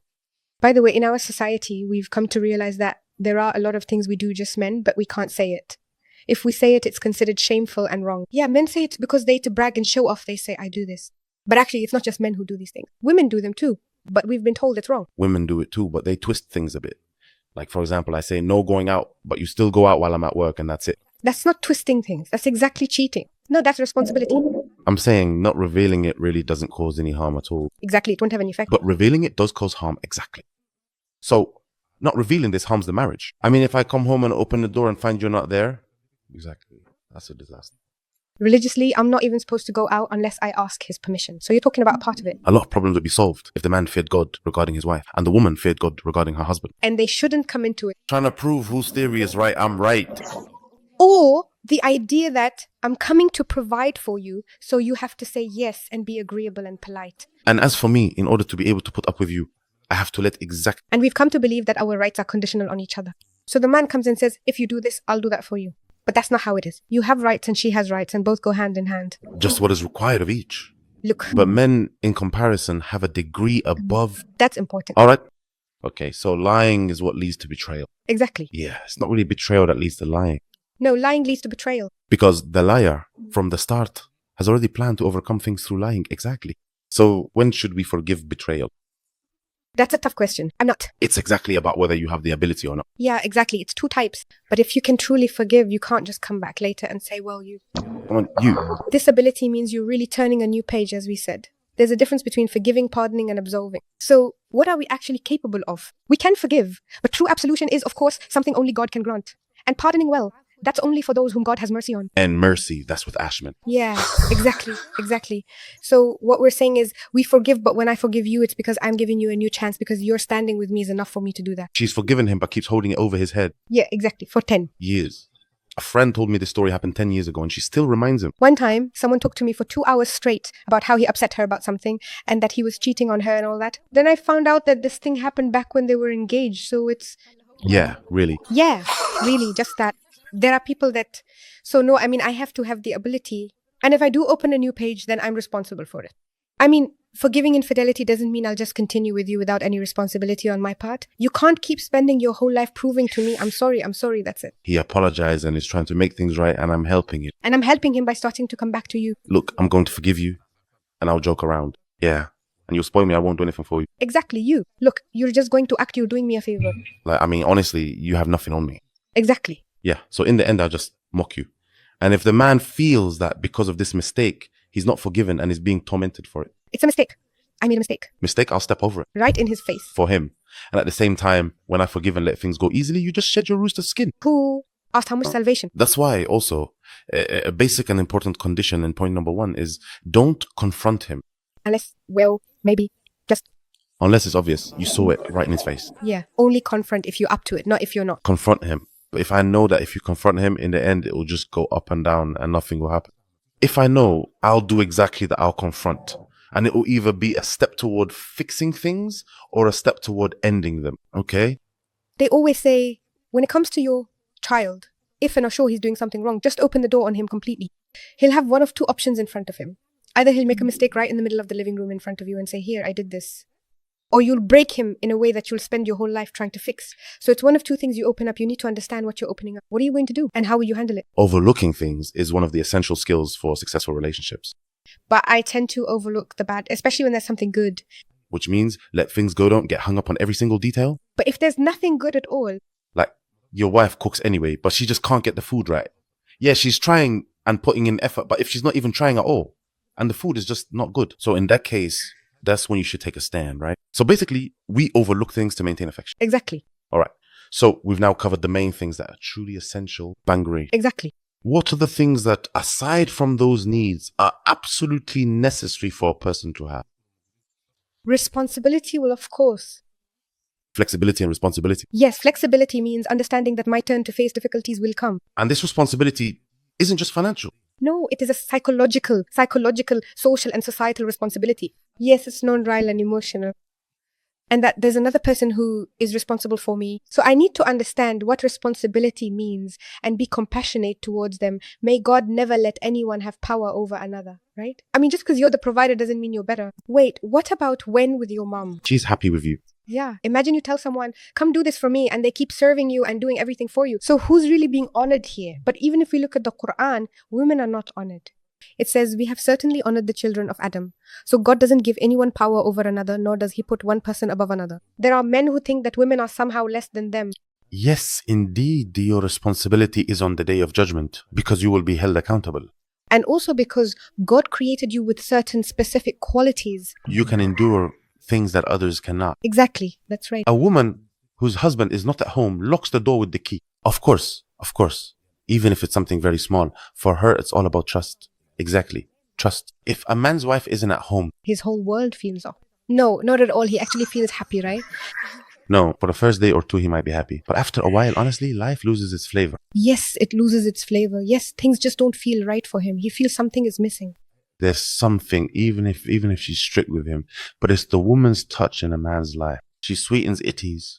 You feel a man's life without a woman is dark.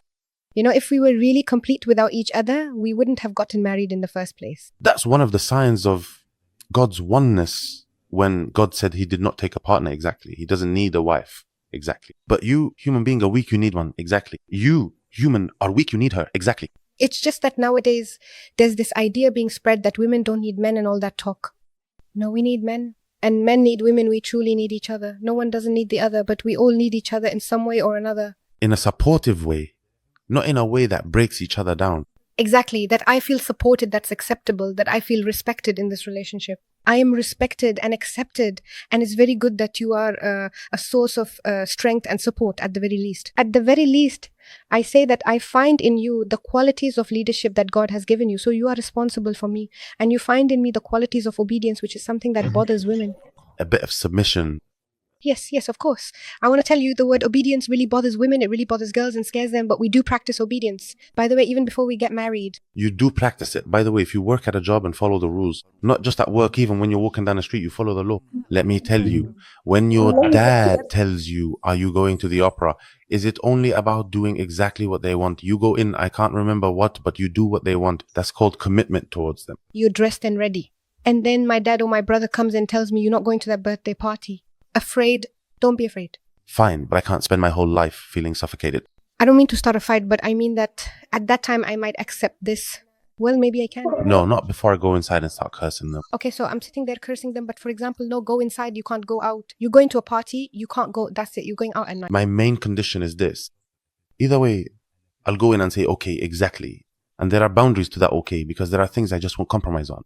But what I'm saying is, when I go in, I know that he's responsible for me. Exactly. So choose the one who has a mind. Someone to say things that satisfy him. I mean, I'm not going to work behind his back. When I order an Uber and it comes to pick me up, and I see that the driver doesn't look right. Exactly. It's not that, right? If I go and find that the car doesn't look right, I won't get in exactly, not directly at least. So when I choose someone to lead, I have to trust his judgment and mind. And what people say about his behavior. Exactly. I mean, his behavior itself. Responsible. He doesn't get us into trouble. He takes responsibility for his actions. A man does not walk. Exactly. So that's the whole idea. I need to know, like, for example, I shouldn't be completely uncovered. And then go and say, I want to marry someone who's extremely strict. And then say, I'm afraid he'll tell me to wear hijab. Oh, what's up with you? What are you even talking about? So when you're choose a man you can actually say okay to. Someone whose words matter to you. Yes, those are truly the life boundaries or habits that matter to you. Even honestly, if you want a man who doesn't say anything at all, then choose a man who won't say anything. I mean, don't go and marry a man who is very masculine and then try to change him so that your word is the final one. By the way, there are women who say, I want a man with a strong personality, but I don't want to control him. Really? Who exactly? No, I'm happy that he gives me my freedom, but I still want him to be strong. Yeah, that's it. Oh, Donta. Exactly. Okay. Flexibility and responsibility are among the essential qualities that should be present in a person who is compatible with me in terms of family, temperament, and environment. And he rejects what I reject. And the degree, I look for the degree that God mentioned in him. From wisdom to actions to kindness to forgiveness to discussion to intention. He knows how to cope. Exactly. So I can see that level right in front of me. So does all of this show? It shows during the engagement if I'm going into it seriously, not just for fun, but because I'm getting married and choosing the person I'll spend 30 or 40 years with.